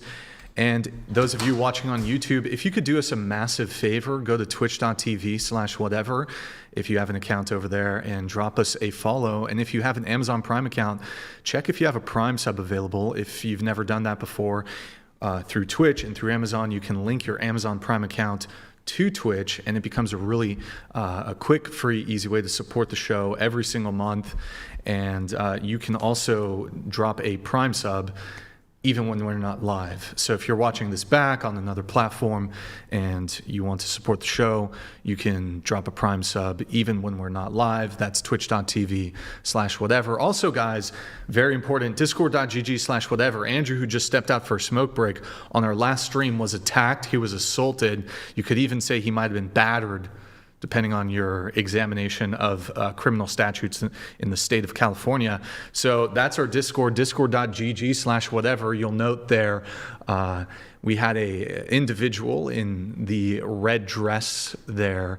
She walked up menacingly, very menacingly, walked up to Andrew Wilson, got in his face, shoved his chair. It was probably, maybe there's a criminal act there. I don't know. I got the behind the scenes POV from my cell phone. She proceeded to refuse to leave after we asked her repeatedly. I had to trespass her. The police called us. It was a whole thing. She proceeded to say some very unsavory things to me and Andrew behind the scenes that weren't caught on our live stream. So if you're interested, you can join discord.gg/whatever. We've got a really fantastic community over there, post a bunch of cool stuff. But if you do want to see that behind the scenes clip, the POV that I took of the attack on Andrew and the kick out, you can join our Discord. That's discord.gg/whatever. And yeah, that was pretty wild. I'm going to be also posting a different angle of it. We have security cameras all over the studio that'll kind of capture a better angle of the push or the shove towards Andrew. So I'm probably going to get that posted either tonight or tomorrow, the security camera footage of the attack on Andrew Wilson by that individual. So be sure to check that out. Also, if you're enjoying the stream, you can go to debateuniversity.com. It's a course on how you too can learn how to become a master debater, like our two debaters here. They're both master debaters, and they're fantastic at it, and they do it all the time, sometimes multiple times a day. Also, if you guys are enjoying the stream, oh, sorry, did you want to? Yeah, the restroom just over there and to your left. Andrew's almost done with his cigarette. Guys, if you're enjoying the stream and you want 100% of your contribution, do I look sunburned? What is going on? I don't know. It's something with our lighting. I'm not this red, I promise. If you're enjoying the stream and you want to support the show so we can continue, we flew Ann out there to come do this debate. If you want to see more debates, you want to support the show, you can do so also via Venmo and Cash App. 100% of your contribution will go towards the podcast and facilitate us and enable us to continue doing these kinds of debates. I'm going to shout some of you out if any of you want to get any in right now who have sent in. So via Cash App, Colin sent in 15, thank you. MC Rocker, thank you for the 12. Camden, thank you for the 10. He says, please tell Andrew what's up. Anthony, thank you for the 5. And Carlos, thank you for the 20 via Cash App. Thank you guys so much. Really appreciate it. Thank you so much. And that is Whatever Pod on Venmo and Cash App. Like I said, so YouTube takes 30% if you send in a super chat. If you send in 100, they're taking 30, leaving us with some quick maths here. 70. Pretty sure. Yeah, that's how. It just had a It's been the quick maths. It's been a while since I took algebra. So yeah, you can do so through Venmo and Cash App. We'll shout you guys out at various intervals. KA, thank you for the membership. Ray, thank you for the membership. We do have our panelists rejoining us at this moment, so do appreciate it, guys. Last reminder, guys, like the video, and also if you want to send in a Streamlabs message, that's streamlabs.com/whatever, $100 and up. $100 and up. Oh wait, holy crap, wait. One moment, guys. Lucas, he says, to the gal's credit, she's no dummy, just young and misguided. What is your professional background? Are you in law school, ? A lawyer? I mean, I'm flattered that you think I'm in law school. I wish. Psychologist. I'd probably make a lot more money if I was in law school. And then apparently, hold on, Ogle is saying. Ogle_glue. Wow, he did send in the Ethereum. Jesus. Okay, we're gonna pop a ball of crystal. Your Nice. good shit. Wow. entertainment tonight. Okay. Checketh address, Brian. All right, guys. W's in the guys. Can we get some W's in the chat for Ogle? He's been a longtime supporter. This show is viewer supported. We wouldn't be able to do the show without the very generous patronage of our viewers. So big thank you to Ogle, guys. W's in the chat And send for in Ogle. the super chats. Send in the super chats. And we That's what have, makes I it think we have, possible. if you really want to see Andrew just obliterated, tanked, and blasted. Well, I do got to fly out tomorrow, bro. Well, perfect, perfect. Same. Yeah. But there's the other champagne pop option too. So, okay, Ogle, thank you so much again. I'm going to get that sorted. And these are some Twitch subs coming through, guys, again, if you want. That's twitch.tv/whatever for those. I'm going to get that bottle going. So, guys, do you want to continue on feminism, or would you like to switch to, we have the body count discussion Yeah, we can and the move. Yeah, Yeah, let's move. We'll move the topic. do you have a preference on abortion or body count, or just We'll do body count We'll do first, body count. yeah. Okay, great. So, Anne, it's kind of your position. Do you want to go for it? Yeah, sure. I mean, when we look at people's happiness in their relationships versus like the comparison with the amount of people that they've had intimate relationships with, there tends to be a lot of variation in the long-term happiness or success of a relationship. You talking marriages? I'm sorry? You mean like marriages? I believe the last time I looked at the statistics, it was looking at people who were in marriages. So on the lower end of the spectrum, if you tended to have less bodies, and I believe the number is somewhere between like 1 to 3, you tended to have less successful marriages. And then as those numbers kind of get up a little bit and a little bit, those are where you kind of, it stabilizes, you get like more happy, more successful marriages or relationships. And don't cite me on the marriages thing. It could just be relationships. It's been a while since I've looked at that data. But then on the other end, where you get into the, the higher numbers, what people would call more extreme numbers, more, more promiscuous people, their marriages also tend to be less happy. So on both ends of the extremes, you tend to have less happy marriages. And then somewhere in the middle, you tend to have, more happier marriages or relationships. Those relationships are more successful. Yeah, I think I'm familiar with what you're citing. I think, now, again, don't quote me either because we don't have the data in front of us, but Right. I believe that this was based around marriage.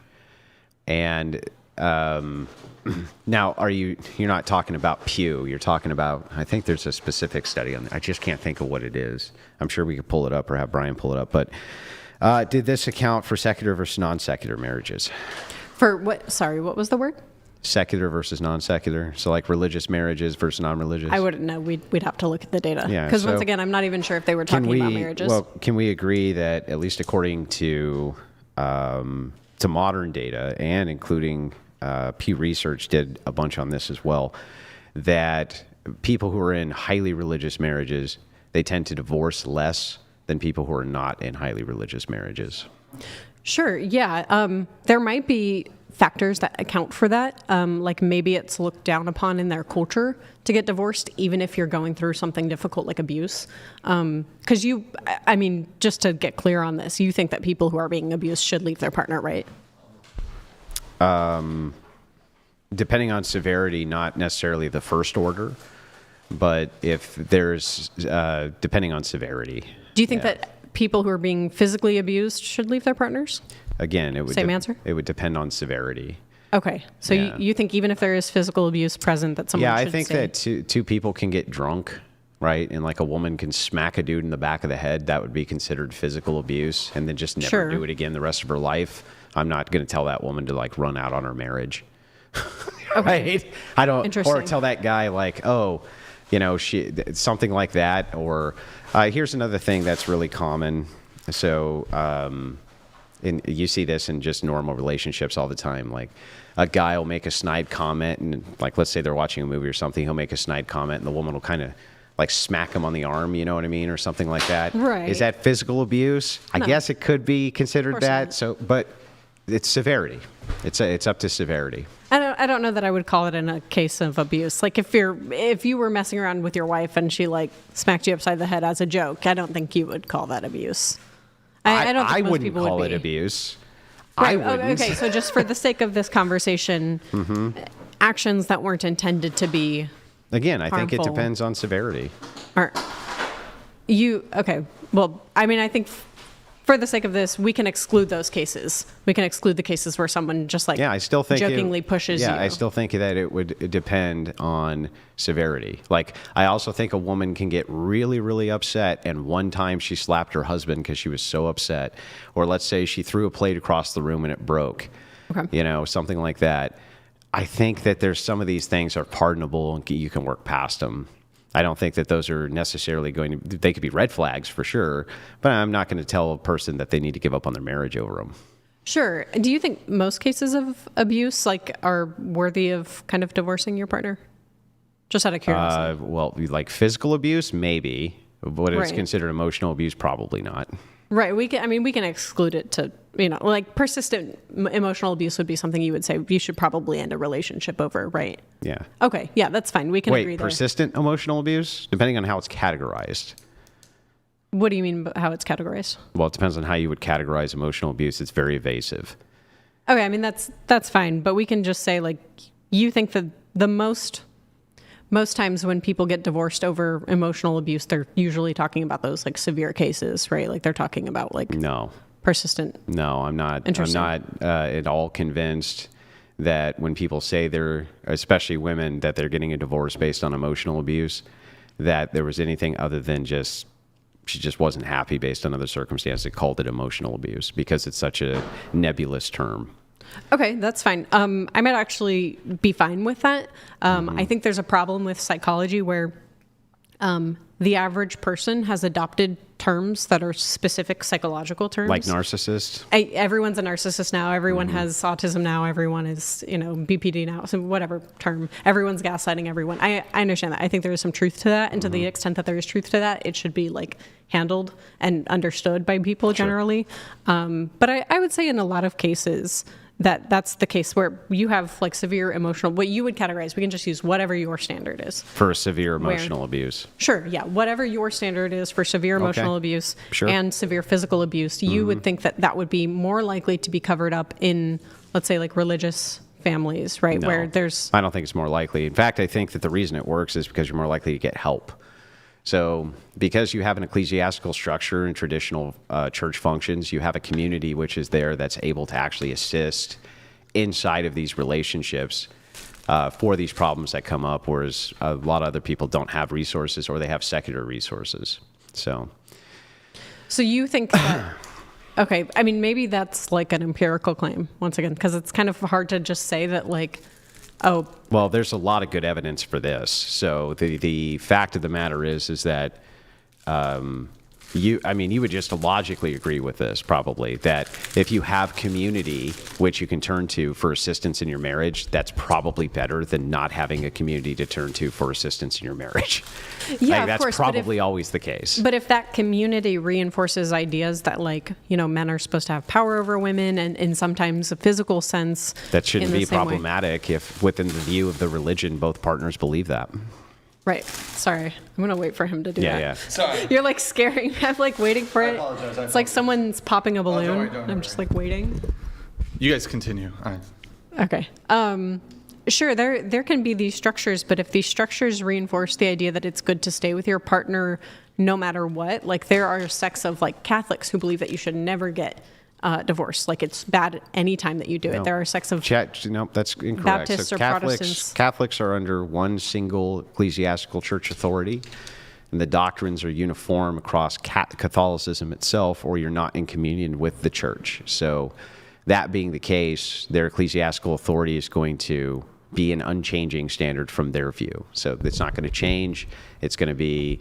And if you're not part of that, you're not part of the Catholic Church. And it would be the same thing with like Orthodox Christians. You would not be a part of this body itself by its own ecclesiastical rules. That's like church politics. I mean, that's fine. You can say that like, okay, well, if Catholics claim this. You'll be all right. That was underwhelming.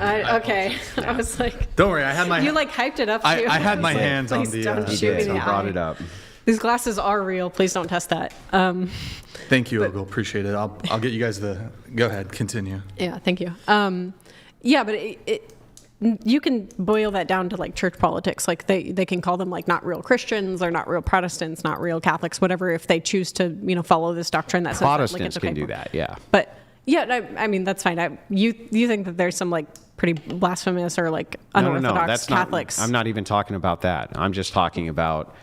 So not every single church authority has an ecclesiastical or governmental structure. So I you understand that. violate this structure, you're not a part of this. That's really clear guidelines for what makes you the thing or not the thing. Like we have clear guidelines for what makes us the United States of America.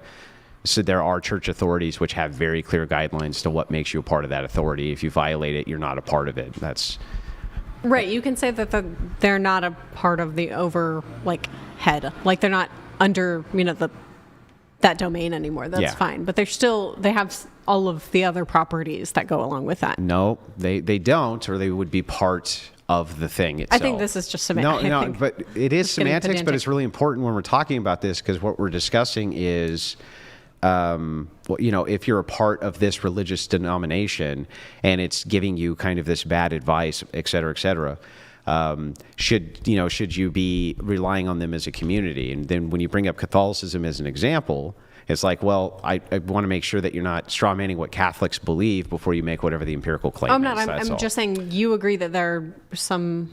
Yeah.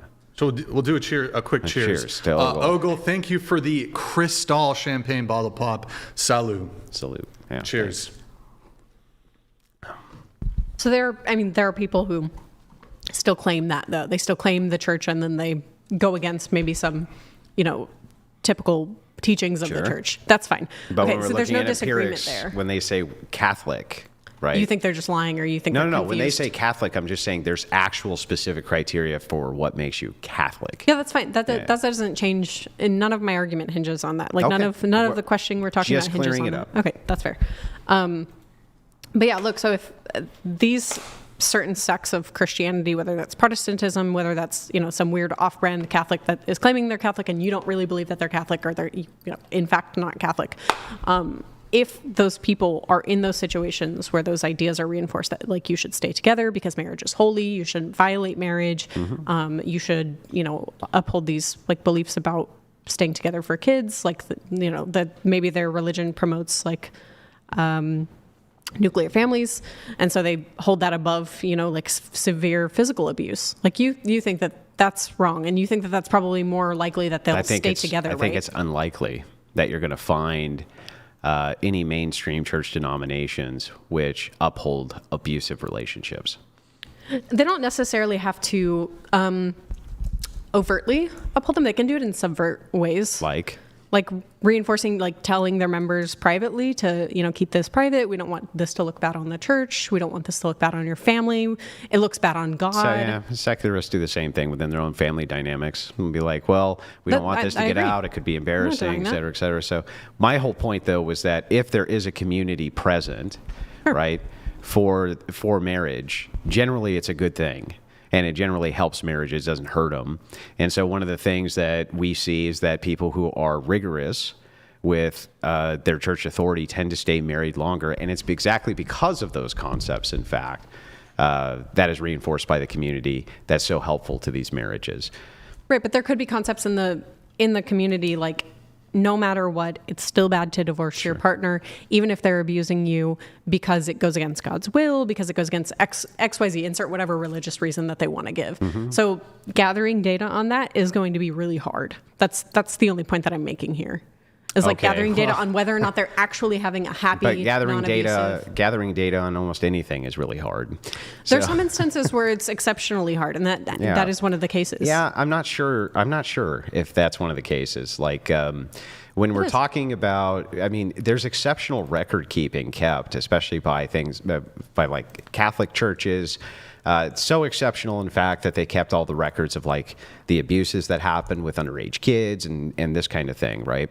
They do pretty exceptionally keep records, and they do get reviewed by other priests, parishes, oversights by bishops, all sorts of different things. And it's like, I think that if such things were happening in mass, we'd be hearing about them. I'm not saying that some churches may not have things like this going on, just like some secular families could, based on, I'm an internet personality, I don't want it to get out, or I have a big reputation, I don't want you to, you know what I mean? It's the same exact thing. No, I agree. There, I think that does happen in Hollywood a lot. I think that happens where they go, well, we don't want this movie to look bad, so let's cover up this thing that Johnny Depp and Amber Heard did. Just like, anybody in a prestigious position or doesn't want embarrassment or whatever. So, but the church is not exempt to that. So when you say like, oh, well, people in religious institutions tend to stay married for longer, there might be some issues with that because of the fact that there's this image to uphold for religion itself and for the church and the institution. They wouldn't be the only ones beholden to it. And the correlate there is so strong that the more rigorous. So here's the thing. We know this because we can look at people. Various churches have different sacramental or religious, functions that you need to follow. The more you follow X function, the longer you stay married, right? Sure. Now, is that causation? Probably. There could be other things. In fact, there is going to be other things, right? But it's a pretty strong correlate there. It seems like there's an equivocation, though, between a long marriage, like a long-lasting marriage, and a happy marriage. And But happiness is done by self-report, right? So. Well, that's probably one of the best ways that we have access to people's happiness, yeah. And so these people are self-reporting happiness as well. In fact, women who get married as virgins, their self-reported happiness in their marriage is much, much higher in the opposition. And the most recent study that I read on that, so the reason is because there's no sample size for comparison against that. So if you've only ever slept with one man, essentially you don't know what you're missing, if you are missing anything. And so you're just kind of happy and content. That seems like it's pretty good for society. It might be good, but you could say something like there's wrong under, there's something bad happening in like a counterfactual sense. Like maybe, their happiness level is maybe like an 8 with this person that is the only person that they've ever met, the only person they've ever interacted with. And then you could take, there's a possible world where they meet somebody who's far better. Maybe, they like the temperature the same, in the house all the time or something like that. But they want the same amount of kids or something like that. So you can make that argument for everything. There could be. Okay. Yeah, you could say, well, Andrew, you're in a very happy marriage and you're very happy with your marriage, but there could be a world which exists in somewhere where you could have met a woman who's even better than Rachel. And so you could apply that universally to every marriage which exists currently, every relationship which exists currently across the board. I'm not sure how that would be helpful to this. Right. But so remember what we were talking about was the sample size for the individual being very small. If you've had a larger sample size, then that kind of mitigates that factor there. So when you look at somebody who has maybe 2 partners that they've dated before and they're marrying their 3rd partner or something, they at least have a data set to look at, like, okay, well, here are the possibilities of things that I like and things I don't like. And I've kind of been able to weed through and have the opportunity of having a more fulfilling relationships with a 3rd person because I have been able to weed out, these are the type of people I maybe am not as compatible with. Right, whereas that person, the person who hasn't had any other experiences, and I'm not saying that that's a bad thing. No, I'm not saying it's necessarily bad. Well, it's actually strange, in fact, because they would still be at the mercy of the same thing. Perhaps, though, if they hadn't gone off and had the 2nd or 3rd relationship and had only stayed in the 1st relationship as a virgin and had nothing to compare it to, then in an alternative world, they would have been much happier by that standard. And that's like, it would be the same thing applied here.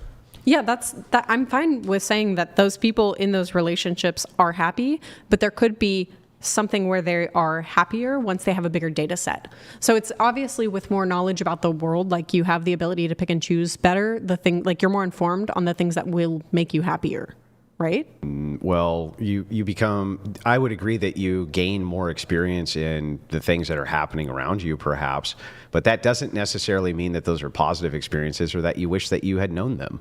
Yeah, they don't have to necessarily. I'm just saying that with the bigger data set, you have more of a likelihood of finding the thing that's going to make you more happy. But wouldn't this imply that the data set which was done on virgins and their happiness is somehow smaller than the data set which is done on people who've had 2 or 3 partners? Unless you're just saying, well, it's just trivially true that the people who've had 2 or 3 partners have had sex with more than one person, so we can just view them in a different light. It's like... No, maybe just to clarify, I'm not talking about the data set. Do you mean the data set of people like surveyed? Are you saying that you think that I'm saying that? No. I think what you're saying is that women who have had 2 or 3 partners necessarily have more experience than the virgin. And They so have a bigger because of data that, set, yeah. they don't know what they're missing. They don't, the virgins, like people who are virgins, don't know what they're missing? Yeah, I think they have less of a data set. But why would, okay. They have less of a data set when it comes to sleeping with more people, right? Sure. Yeah, but why would that be a bad thing?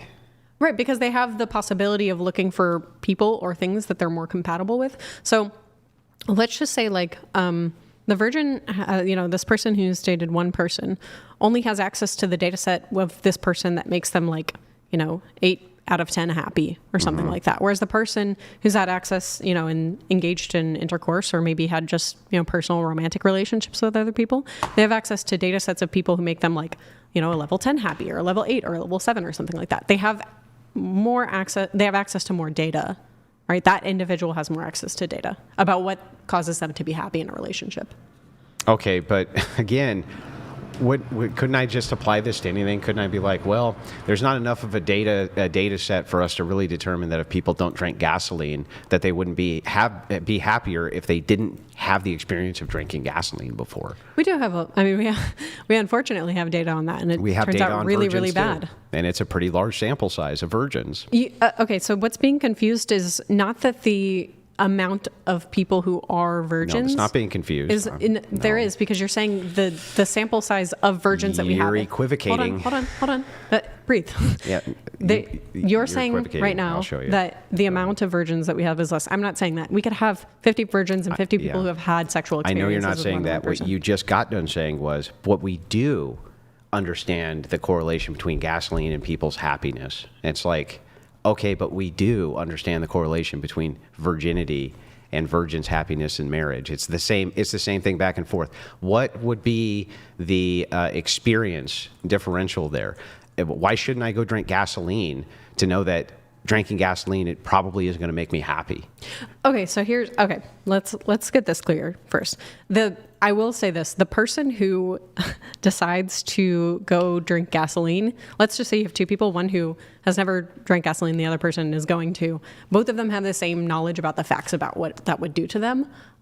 But there's also, some non-zero probability that they could love it, live a happy life and love drinking gasoline. And that's, their thing. Which there are people, I guess, who do. But anyway, there go are freaks. But yeah, look, so these people, the person who did in fact drink the gasoline, and regardless of whether or not the outcome was good, if they hated it, if they loved it, whatever, that person does in fact, whether that's for the worse or better, have a bigger data set to go off of.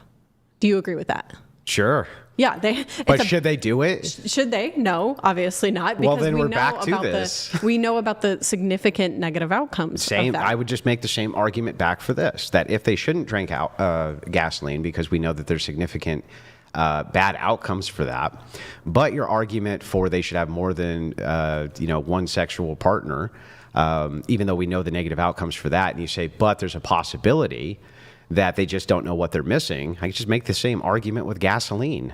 Well, just to be clear, because going back to the prompt wasn't that people should have multiple partners. The prompt is more so about, and maybe you can read it back specifically, but it was about the fact that if you're looking for a partner, the main concern shouldn't be the amount of partners that person has. I don't think it's a main concern. The prompt was, you shouldn't care about body count if you want a relationship. Yeah, shouldn't. Right, and by that I mean that shouldn't be your main concern. I mean, I'm allowed to clarify, right? Sure. Okay, sure. I think that's totally fair. Yeah, so you're not actually saying that shouldn't be a factor. That in no case you should ever care. Yeah, no, you should care in some cases. Of course. Yeah. So if it is the case that I have good evidence to support that a woman staying a virgin, right, and she's religious, like for instance, let me give you an example. If you're a religious man, right, and you would have certain virtues which are attributed to your religion. Sure. One of which could be to marry a woman who's virtuous, and a sign of chastity. A sign of virtue could be chastity. That's in Christianity, for instance. Chastity is overwhelmingly large when it comes to the idea of virtue. So you would think men like that actually should be selecting for body count, right? They should if the person isn't currently acting in that way. So the problem that you run into here is, like, obviously people who were prior atheists can be reformed. They can find Christianity, they can find God. Totally agree. And maybe they've had some, harlot past where they've gone out and they've slept with 50 men and done all these terrible things and extorted people and all sorts of things. But when that person, and maybe this could end up being like a semantic thing, but when that person, comes to the faith and they find God,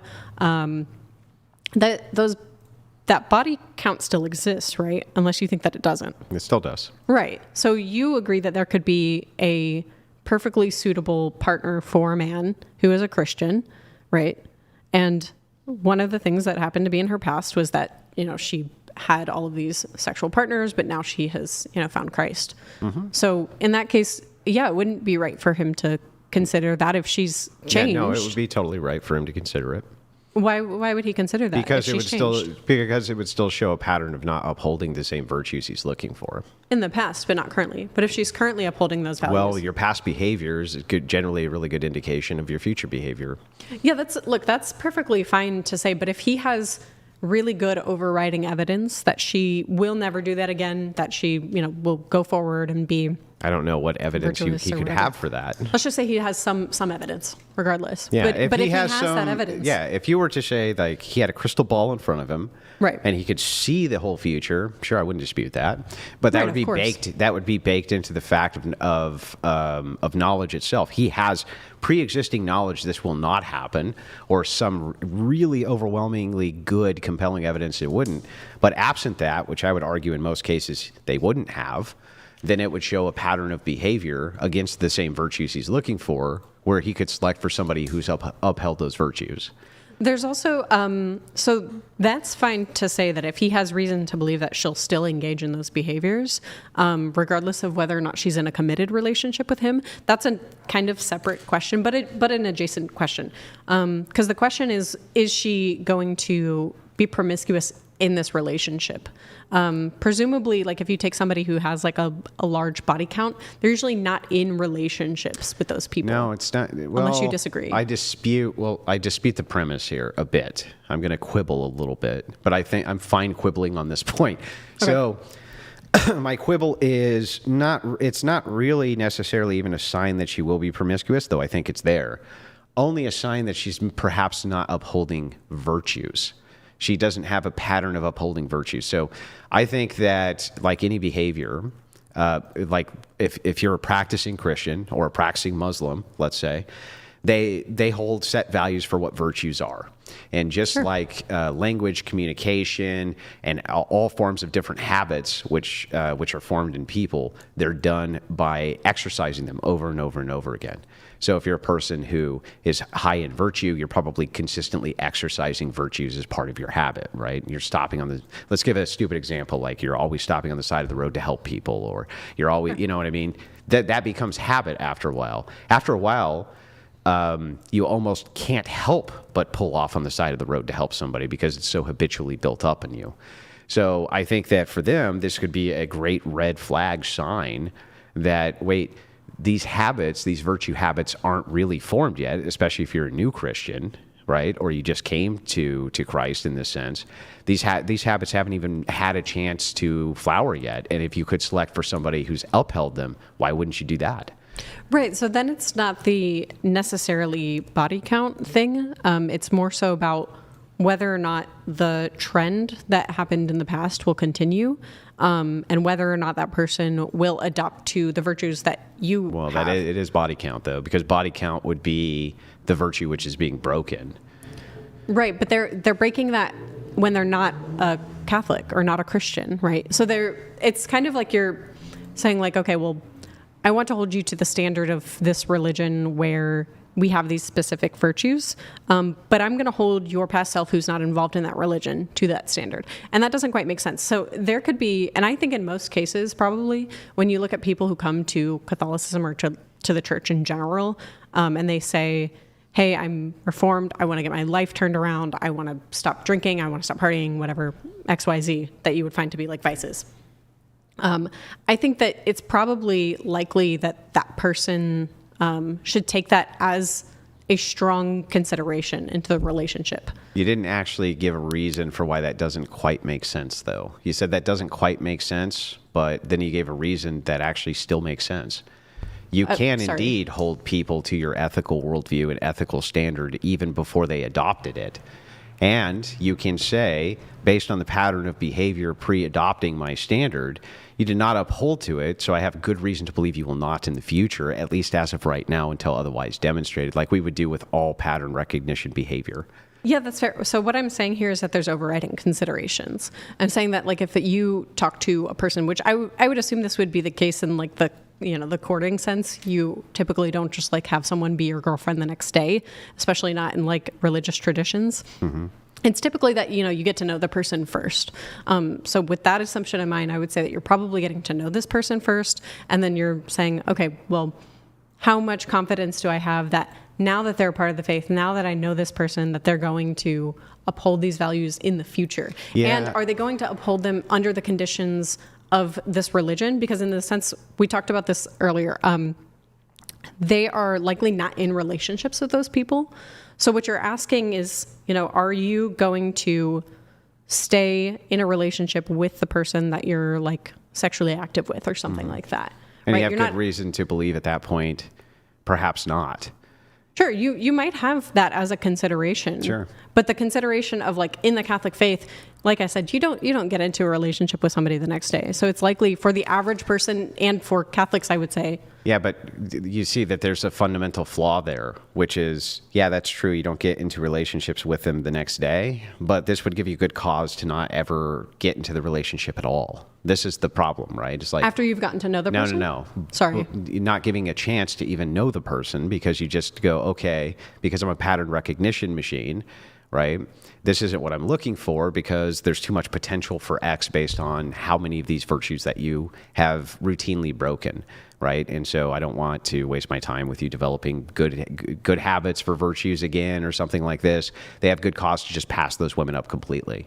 Well, those women have a reason to follow the virtues now, whereas they might not have when they were atheists. So Yeah, but something. Oh, sorry, go ahead. That's kind of like saying, you never gave me a reason for, riding my bike being wrong. And then suddenly I adopt this religion where riding my bike is wrong.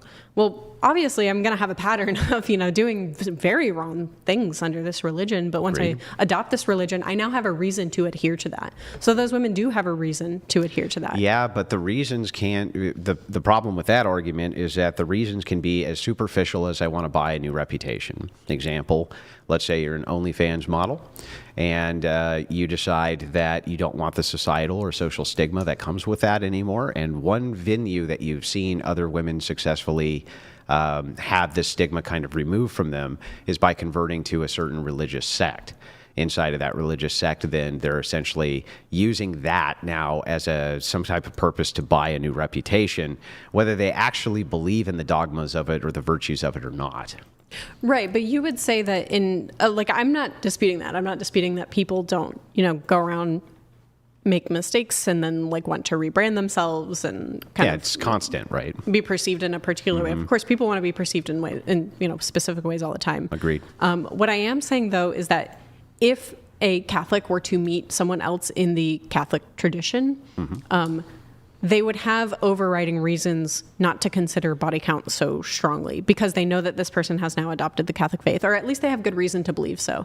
I mean, I would assume that you don't just go around thinking people are just lying, or well, you would think you have a good reason to believe. Well, inside of religions, Christianity particularly, we have various ways of testing what we would call perhaps the fruits of the spirit or Sure. the sins of the flesh or various things like that. Within orthodoxy, for instance, the example is all sin, right? Like, let's say you have that cup.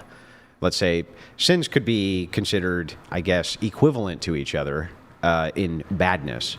But one sin can fill this cup up way faster than another type of sin, though it's just as bad, right? The sin itself, the corruption that's left behind by the sin could be worse. So inside of this tradition, let's say, if that's the case, then a person who has had their cup filled to the brim with sin, right, probably going to take much longer time for them to develop good habits to not do those same corrupting types of behaviors. So it would actually give people a fairly good reason to steer clear of promiscuous women, right? Or women who've slept with many, many people when it comes to the virtue of chastity, especially, because they would see this as, well, though you have been forgiven for these sins, right? And you will be continuously forgiven for these sins. You haven't actually built up the habits for being able to exercise, not filling that cup right back up, right? That's the idea there. Sure. I mean, I'm fine with saying that there's some people who have reason to reject some people based off of their body count. Now, whether or not that's like on So body count face matters. value in some scenarios, maybe this is probably a miscommunication thing or a kind of like what we talked about before, where people, when they say things, they usually don't make universal statements. That's true. Where it's kind of like, okay, you think that I'm saying X, but I'm really saying X like with an asterisk. And that's why I brought up that statistic about the people who are in between on body count numbers, like where the people who have low body counts tend to have high failure rates and the people who have really high body counts tend to have high failure rates. Whereas the people kind of in between have decent marriages, decent relationships, Yeah, whatever you the could study chalk that is up to things like impulse specifically. control and all sorts of other things, I'm sure. But Well, sure, there could be tons of things, Yeah. but that's what I'm saying. Your average person probably doesn't have a good reason to say like, okay, well, that person, has a specific body count and my number is 3 and my cutoff is 3. I think the average person, if the average person still is following Christian ethics, which I would argue inside of this country, at least so far, it is still the case that most people are trying to follow some variation of Christian ethics. Like that would be the overarching prevailing ethical system in the nation, at least as of now. Now that's changing, but I think that that's the purview. If that's the purview, then I would say that probably the majority of men who are within, whatever that majority minority is, do have great cause to question body count and to look at it from a virtue standpoint as like, look, this is really bad. Right? This is a really bad behavior. And can I bypass this behavior to go with somebody who does uphold these virtues? Or do I or do I select for this to begin with to even try to kindle a relationship, knowing the amount of work that could come into flexing these new virtues? You know what I mean? Yeah, like I said, so because what you're doing here is taking the set of people who are Christian or Christian adjacent-ish, who might want to uphold the same types of values. And then you're taking a subset of people who it might be good for them to weed people out for like having the a men. higher body count. I would just take the men, yeah. You don't think that women should weed out for like high body counts amongst men? Yeah, I think they should. Okay. So I was just curious why you said that. I just think from their end, well, because here when we're talking about body count, I assume that we were discussing it between should men care about it, right? Because it seems to be that men care about it a lot more than women care about it. And there could be evolutionary arguments for why that is. But regardless of that, from the Christian view, yes, I even think that women should be looking at that as well. Like if you're a chaste virgin woman, right? Yeah, I think you have totally great cause to look at a man's body count and assess that as being potential behavior for whether or not he just wants to deflower you. Don't you agree with that? I think that would be a consideration if you knew more information about people. So it's kind of hard to tell there in those cases, and that's why I say it's like very individualistic. And I think something as simple as just he has a profile where he's like, I've screwed 150 women. Like, isn't that enough? What more information do you need? Well, that's why I said like the general cases. Like, yeah. I think your general person might have some concern there. Yeah. But the difference here is like the cases. This is obviously given the case where you're interested in dating somebody and they've kind of also affirmed that as well. Because what we're taking here is a data set where like people aren't interested in dating somebody. Obviously, it's kind of impossible for your average person to like have sex with 200 people, over the span of a few years and also be in relationships with all of those people. So you're taking the standard where they're not in relationships with people versus where they're in relationships with people. Because the concern there would be either, just hooking up with me to, leave me alone, or the concern would be like cheating. Well, it doesn't increase the probability that they're going to cheat because prior, that wasn't cheating, right? So the concern there is them leaving you. Well, if you know information about that person that would lead you to believe that they actually do want a relationship, something like they're reformed in the faith, or maybe they've just changed their standards over time and they've shown you behavior patterns like this would kind of be like, I wouldn't jump into a relationship with somebody like that anyways.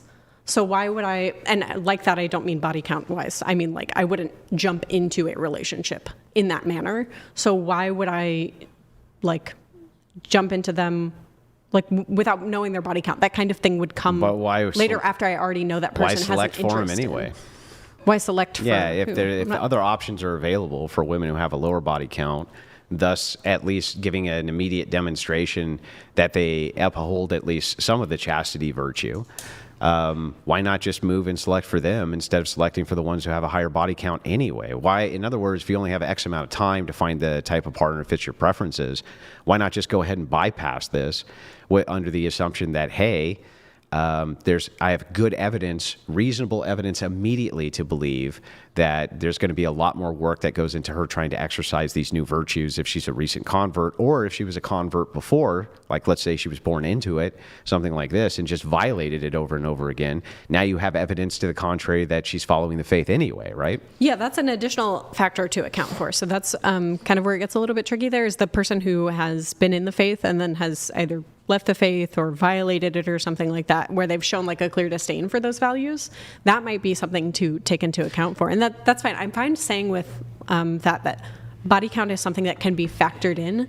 I just don't think for a lot of people it's the main thing that should matter. I think that if you meet somebody, you shouldn't even be like, in a relationship with them in the first place, just off the bat. I think that once you get to know them, you should have that judgment, whether or not they're good, and then you can factor in body count. Yeah, when we're speaking past each other is you keep on bringing up, well, you're already getting to know them to be in a relationship with them, right? What I'm saying is that if you have this pertinent information, why even bother selecting for it to begin with? And I do think that you are underestimating how valuable this information is, and here's why. There isn't that much which you can point to immediately for the purposes of virtue to know based on a person's past history, unless it's criminal or something like this, or gossip, right? That I can really point to immediately where I could say from a Christian worldview, that right there shows a lack of virtue, right? Or shows a pattern of behavior of you doing something that you're really not supposed to be doing. That's something super immediate that you can point to right away based on past history that you can ascertain reasonably quickly. I can't think of too many other things in the virtue department you can do that with. So I do think it is important. Okay, so I mean, I kind of already went over this, and maybe this point wasn't like made or honed in enough, because you're once again taking the subset of people who are religious, who think that those are religious values, because you could very well have like somebody who's religious who just thinks that it's like a virtue to go and sleep with everybody and anybody as soon as possible. Well, not the majority minority, but yeah. Sure, go ahead. Right, but I'm saying that you're taking this set of people who believe these particular like values or virtues or whatever, and then you're saying, okay, well, some of those people have reason to select for people with lower body counts, and even then they still have data that kind of goes against that and says like, okay, well, with the data, maybe they are following the virtues, but there's actually less success in these relationships where the body counts are lower. No, the data doesn't show that with virgins. I would have to look at the data again. That's it doesn't. Just an empirical claim. But they don't have. That is not the case with virgins. They do not. It does not show a lack of success, especially if the husband and the wife are virgins. then it becomes even more successful. Right, and then So- there's more issues with the methodology there in collecting that data, and it's not on the. I'm not saying it's on the fault of the researchers. Yeah, but we I'm can't just saying quibble. that it is one of those things that's hard to do. We can't quibble over the methodology that we can't. Of course we can. I'm a assess psych major. that we can't assess. Hang on, that we can't assess right now.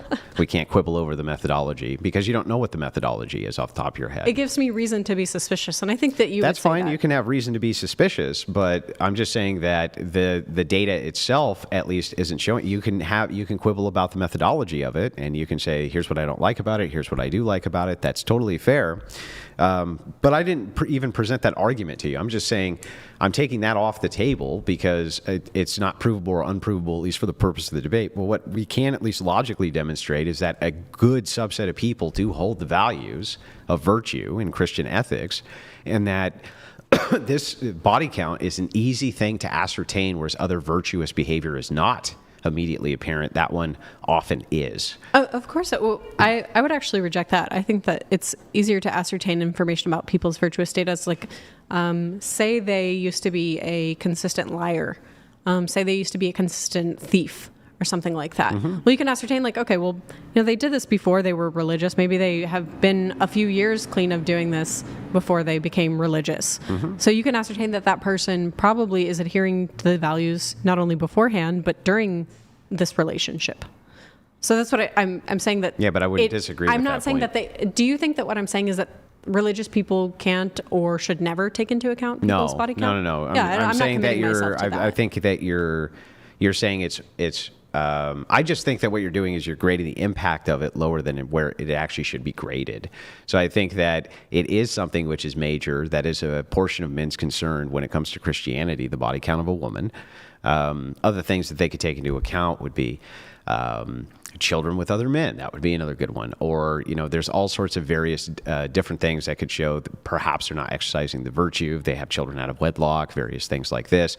On the other hand, you can make an argument, well, it's perhaps more virtuous in some ways because they kept a child and didn't abort it. Maybe that is in comport with the ethical system. But the body count itself, outside of marriage, easy one to point to because it's just always universally in basically every Christian denomination going to be considered non-virtuous behavior, right? It's going to be considered a violation of the ethical purview of Christians themselves. So it's an easy one to point to. And I haven't actually heard a refutation to that. Just, yeah, but there could be other factors you could point to as well. It's like, yeah, maybe, but I haven't heard why this one should actually be trivialized.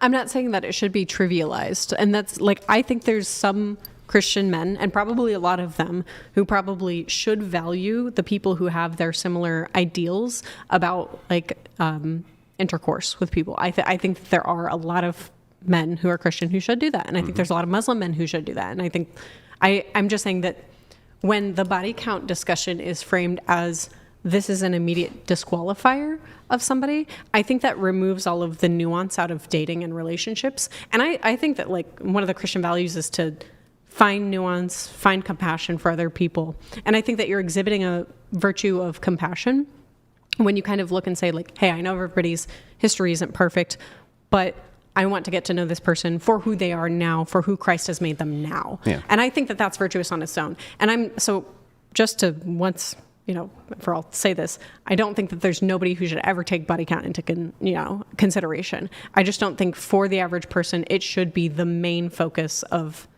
considering someone as a partner. Okay, well then let's move from the Christian perspective just to the secular then. My argument from the secular perspective is that body count would also be a great indicator for you just based on revolt factor for preference.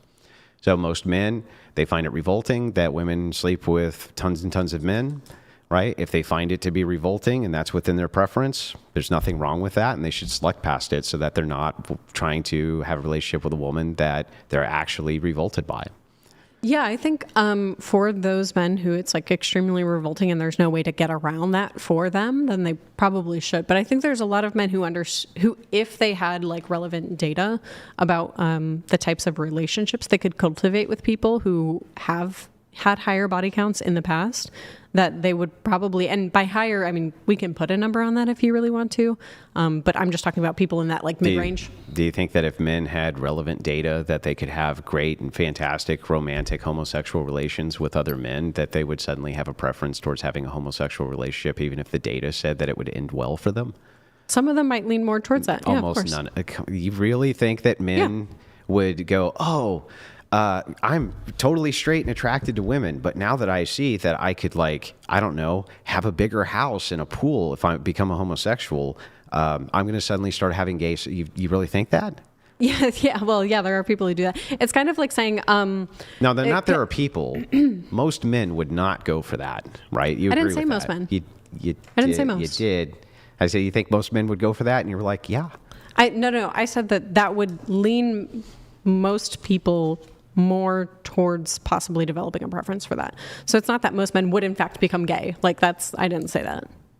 Or even engage in homosexuality. I mean, if they find homosexuality revolting, there's no amount of data that you're going to show them where they're like, oh, well, now that I see that I could get a bigger pool, the act of gay sex is less revolting to me, right? I think, have you ever heard the phrase like $20 is $20? I mean, like, come on. Like, yeah, I think people That's genuinely. literally making fun of degenerates. If that, Do you say that because it's making fun of degenerates? You don't think there's actually people, I mean, there's a whole, like, there's actually a wonderful sociologist, and I will shout out Dr. Jenny Stuber for doing a presentation on this. There are people who will go gay for pay. Yeah, absolutely. People are incentivized to do things when they realize that there's positive outcomes for them. Yeah, there are some, I would never put it in a monolith, that there could be some men, like for instance in the adult porn industry, there's men who have, gays who are apparently straight, according to what they say, right? Yeah. They have to have fluffers though come in and, get them to the point where they can do it. Because they can't do it on their own, right? Because they have zero traction there. A lot of them even can find it revolting. Do I think that there are some men who would sell out for this? Sure. But that was never a dispute. Yeah. I'm just saying overwhelmingly, no, you're not going to be able to change men's mind by saying, well, this could be a positive romantic outlook that you now have, or you could have a wonderful life with a man of the same sex if you find it revolting. That's not going to change most of their minds. Do you think most men are, at least and I mean the of overwhelming majority, like I would say like 99.9% or higher, you're not going to change their minds. Sure. Do you think the overwhelming set of straight men are more adverse to like the thought of themselves having like homosexual intercourse than they are to like a woman with a slightly higher body count number than they prefer? Yeah. You think they're more adverse to the homosexual? Yeah. Right. Exactly. Mm-hmm. So then when you take that into account with that, you're saying like, okay, well, look, yeah, they might be completely repulsed by the thought of having homosexual sex, but when they're given, other incentives to do so or more information about the facts of what it would cause for them, then they're more likely to do that, whether or not that amount is Well, let me counter with this real quick, which would just be, I agree that there's a lower subset of men who are revolted by promiscuous women than are by gay sex, but within that subset of men who are revolted by women with a high body count, it's just as bad as the men who are completely revolted by gay sex. It would be the same thing. You're saying the amount of men is lower? Yeah, so if you just say the amount of, isn't the amount of men who are repulsed by gay sex going to be higher than the amount of men who are repulsed by women with a high body count? Right. It's like, but that really doesn't mean anything because we're looking at the subset of men they're equally repulsed, right? They're just repulsion is repulsion. I'm not actually convinced of that. I'm far more repulsed by the thought of like eating dog shit than I am at the thought of like eating pickles, and I really hate pickles. So that you're saying like, you can have that trivially, right? And maybe I can concede a bit. Maybe I am quibbling a little bit, but what my point is that just because there's a larger subset who finds this to be repulsive with gay sex, there is a large subset of men who find it repulsive that women have a high body count. And I think it's higher than your aversion to pickles. And I think it's less high than the aversion to homosexual sex. Right. But we can take a poll of the people in this room. Like, would you rather have sex with like a woman who has a high body count, or would you rather have sex with a man? And I think most of the people in this room would be like, I'd rather have sex with a woman with a high body count. So that's just evidence in favor of the hypothesis. Yeah, that, like, they would. But it's to the matter of degree. Like I said, it's higher than your aversion to pickles. Right, but perhaps less high than homosexual sex. But the point remains that if they're repulsed by it, and that's within their preference, it seems a perfectly good argument to say, it's not my preference, and then just avoid those women altogether because it's outside their preference. Right, but just like the case with the virgins, what that does is when you say, I'm just averse to it, and like I said, I'm excluding these extreme cases of like aversion. I think that those people who have extreme aversion to this thing, that like the aversion can't really be manipulated or changed or, to have better outcomes, I think those people probably should. And that's the same thing that I would say. Like, I think people who have like a really strong preference against like eating pickles, those people probably shouldn't eat pickles, even though they really want to, have a bigger data set about what it might be like to eat pickles or something like that. So the point stands there is that I think there's far more men who would have, intercourse with a woman with a higher body count. I think that aversion can be manipulated so that their data set can be expanded and they can find happier relationships. Would you apply that same logic to conversion therapy then? To convert, in what way? In the same way that if it is the case that they're opening up their experience to the fact that, they could see that their life would be far less stigmatized if they became heterosexuals or only engaged in heterosexual sex, and that they would have far better outcomes, that there's a lot of gay men who could be convinced, as it were, to do this thing that they found repulsive? That's an empirical claim. So if you're asking me if I need one final statement on the body shit. count question from each of you. Oh, okay. Well, I'll just let you go ahead and end, and then I'll Sure. end. Okay. And then we'll do chats, then we'll do close. Okay. Cool. I think in quite a bit of cases, I would be able to say that, for most people, it would be worth it to consider somebody with a higher body count than they have a preference for. I believe when you look at the preferences for body count amount, it's actually pretty low, and it probably falls into that lower end of the spectrum where you have like people who are like from the 1 to 3-ish range. And I think for those people, which I would say is the majority of people, they should open up the range to the kind of middle ground where people tend to have more successful relationships. Yeah, well, I would just say that my opponent never actually made a really good claim for why men shouldn't care about this, only that there's a possibility that some men can be rehabilitated against their revulsion from a secular aspect. That, of course, that would bring up the can of worms of conversion therapy, right?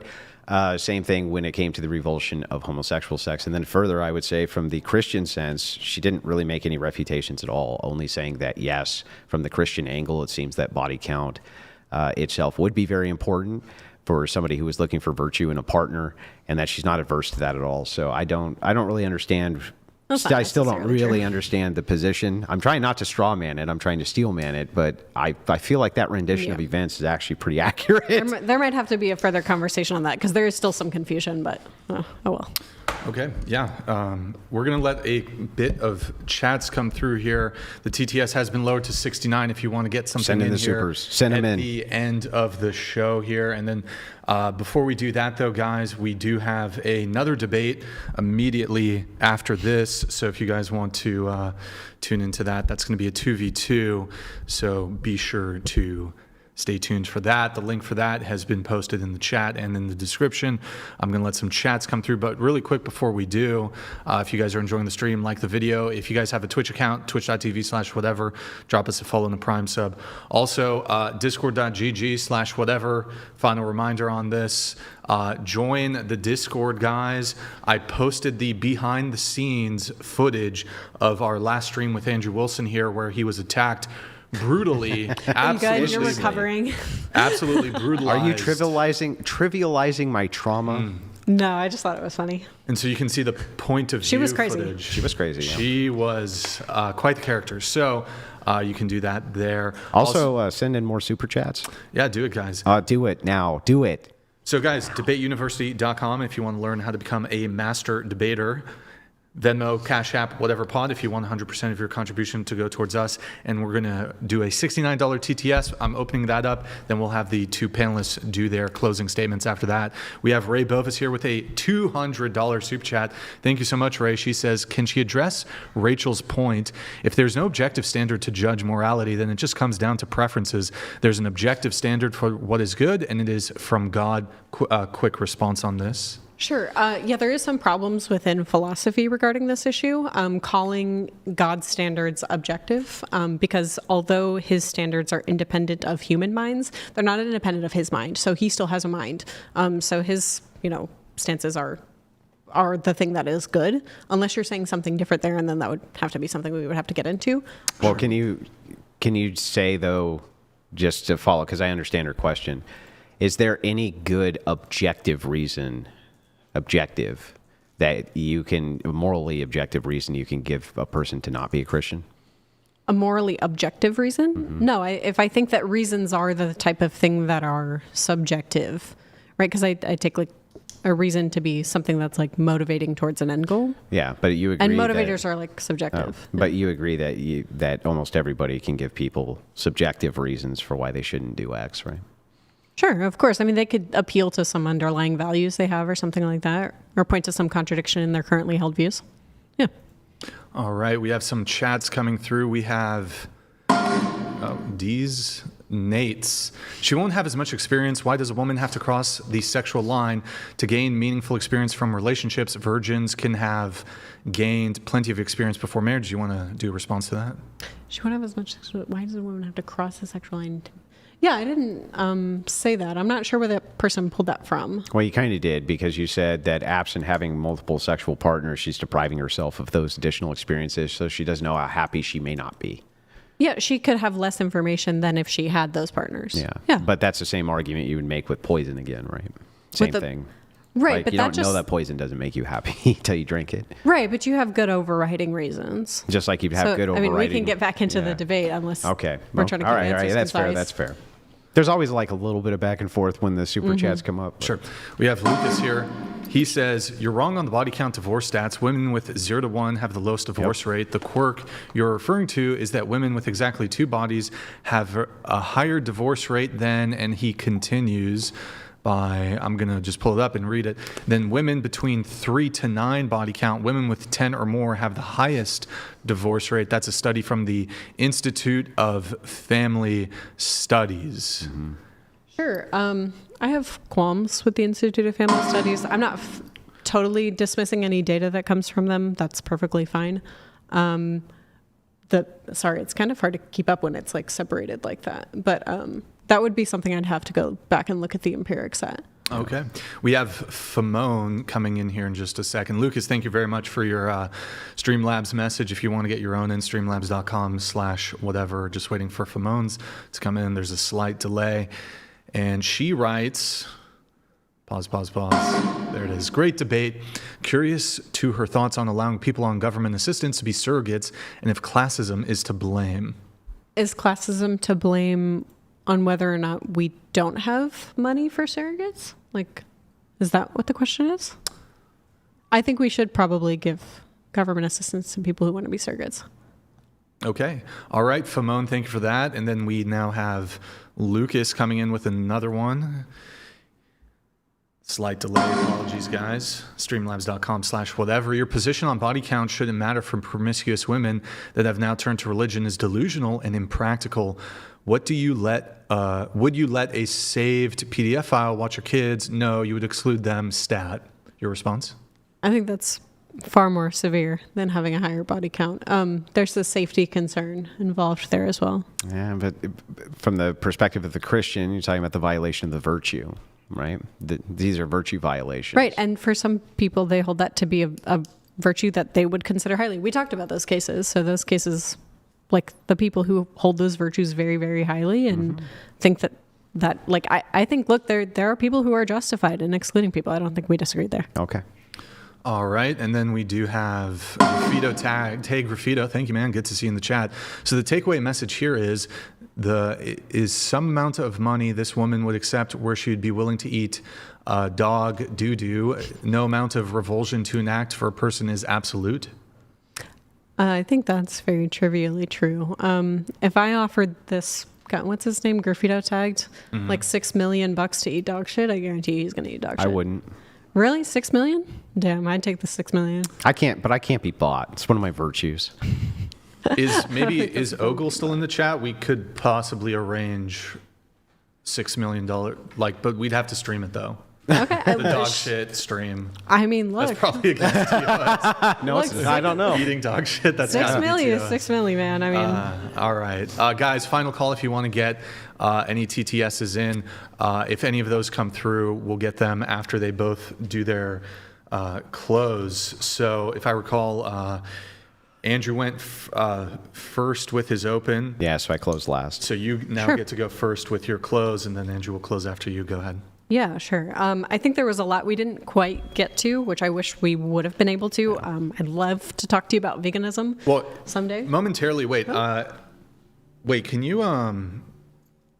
Mick, can you mute the audio really quick just so I can go over some things privately with a guess?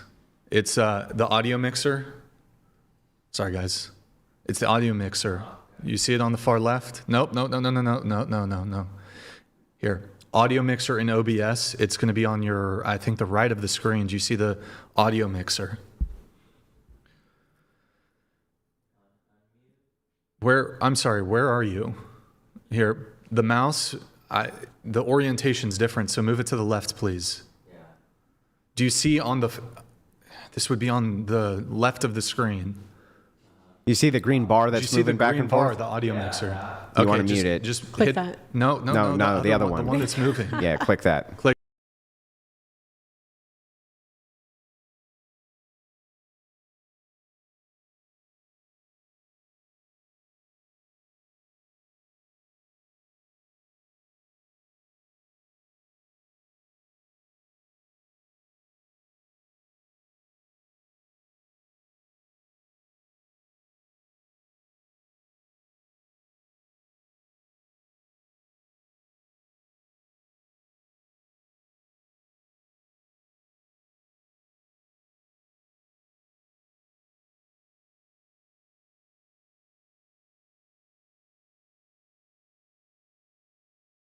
Okay.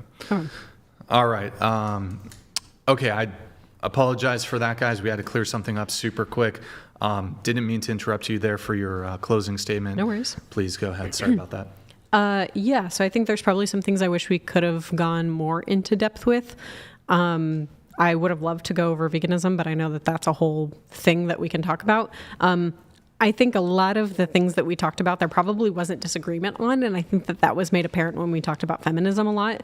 And I think that what I've noticed that when I've seen your debates on feminism, specifically on like what rights women should have, et cetera, a lot of them are simply descriptive claims, whereas like my focus would be something like a normative or prescriptive claim about what I think that we should do. And I think that's probably far more productive going into the future with debates with people. Because you can say men are stronger than women, they can take away rights, blah, blah, blah. And then what? Where do you go from that? Like, should men take away rights? Should men stop women from voting, et cetera? I mean, that might be a better way to get straight to the point. I don't think any of the points made about materialism were super, super convincing. Maybe that just hinges on some empirical facts or empirical data. Sorry. And I think that there might have been a lot of confusion with subjectivism versus materialism. And maybe sometimes the lines between those things weren't clear. Because it also doesn't follow if you take the descriptive claims, going back to that, about reality, about like, men, because that's why I made that point. Men are stronger than women. They can take away women's rights as far as pragmatically. They can enslave women. They can do, X, Y, Z, whatever they want to them. But that doesn't say anything about what they should do. Because we can talk about that. Like, we can talk about like, okay, well, white people can enslave black people. Well, should they? I mean, then we can have that type of conversation about like, well, no, obviously me and you would agree that they shouldn't, or at least I would hope that we would, but that's, just on me. The actualizing talk doesn't seem to make a lot of sense there. But yeah, I think overall we can look at body count. I think body count is something that can be taken account in some cases, probably shouldn't be taken into account or less into account in other cases. And that's not to trivialize that. I think that some Christian men who hold really strongly to virtues should, discriminate against some women about body count. And I think women equally who hold those same exact virtues to the same exact extent probably should discriminate in the same way. But I think for the average person, they're probably good just taking somebody who's somewhere in the middle. But yeah. All right, Andrew, if you'd like to respond. Well, your close. The thing is it is true that we went over a lot of descriptive versus prescriptive, though we did get a bit into prescriptive. Sure. We did talk about rights. And we talked about who should have them and who shouldn't, and that it's not very good for everybody to vote. And here's why we started to get into all of those things. So I'm happy to talk about prescriptives and not just descriptives. The reason this debate, we had to talk a lot about descriptives is first, we had to get the semantics out of the way so that we even understood what the hell we were talking about, what your view is, what my view is. And then from there, you actually made a lot of contradictions and ended up having to adjust your positions multiple times based on my inquiry. So what you say is, well, you were talking descriptively, and it's like, well, even within the descriptives, we were going in circles on some things because we were trying to get them ironed out. And I don't think that we got a lot of them ironed out, because when you would see, wait a second, as I'm navigating this conversation, this leads to either a dead end or it sounds silly, I'll go ahead and revise what my claim is. And now a good example of this is when we discuss body count, and you were right in your opening saying, hey, actually, men really shouldn't worry about this. Here's why they shouldn't worry about this. It's not really that important. And then you immediately began to revise your position based on the tack I took for religiosity and virtue. You didn't really have an argument against that. You didn't have an argument based on the relativism either. So, ultimately, I think that what you are considering things like, oh, we didn't get into this, we didn't get into that, I think you just made multiple concessions on many points, and you just kind of don't want to admit that you made the concessions, which is fine. Well, I regret that you think that. And I'm happy I didn't interrupt you. Are you having self-control issues? So anyway, what I would say ultimately is, like, I enjoyed the debate, and in good sportsmanship, I will say that it was one of the more engaging ones I've had in the last few months. I do like to just do straight logical debates sometimes, and sometimes I like to, and I'm happy to go on your stream and argue about the meta-ethics of veganism if you want. I'm happy to do that as well. I have no problems with it at all. Though I think you might get upset about the presuppositional stances that I may take with veganism, or the applied ethical stances even, but I'm happy to do it. So with that, I appreciate it very, very much. And again, guys, there's not enough super chats coming in. There was 10,000. I went and checked. There's 10,000 live who are watching on just Brian's channel alone. And all we got was a little bit of Crystal. What's going on here? You guys, you need to up your game in a big way. He went out of his way to put all of this together. It sure was kind of him. So with that, I will end my opening statement or closing statement, and thank you for the debate. Great, guys. And I do want to do another big thank you to Ogle for the Crystal Pop. These are like $400, $500 balls of champagne. So W's in the chat again for Ogle. Thank you, Ogle. Appreciate that. Let me just check if we do have Graffito tags coming in here. And he writes, I can guarantee there is no amount of money that you could pay me to do something I'm revolted by.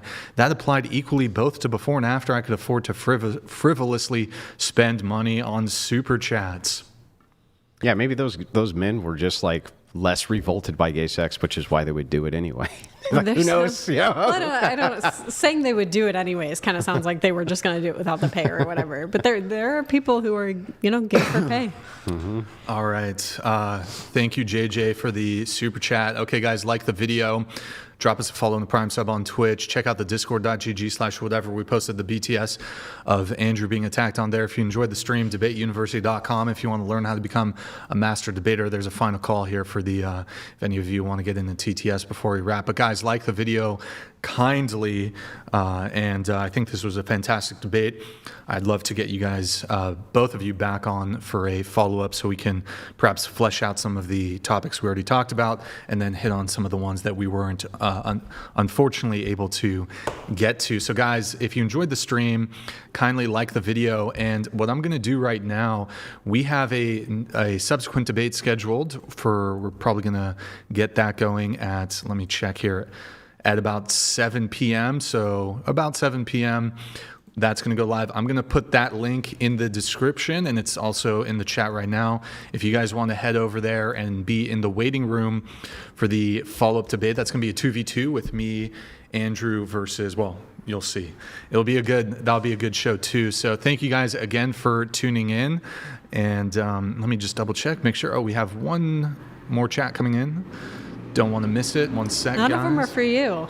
You don't get to answer any fun questions, like would you eat dog shit for $6 million? You know? I look at this. get put to the question on every show I go on. Look, it's kind of like, Occasionally, I don't get put to the question, and that's just nice. yeah, that $6 million could like send your kids to college and get them a house and a car and all that shit. But then you have to eat that. It's for your kids, man. It's for the nuclear family, For the Andrew. kids. It's for the kids, yeah. exactly. All right. Then wouldn't that equally apply that you should eat the dog shit so my kids can go to college? Oh, of course not. No, of course not. Of course, yeah, fuck it. Right, exactly. Fuck yeah. your kids. Yeah. All right, guys, thank you so much for tuning in. Like I said, we have a debate right after this. Again, I'm just going to blast the link for that one more. Just be in the waiting room. We're taking a 30-minute intermission.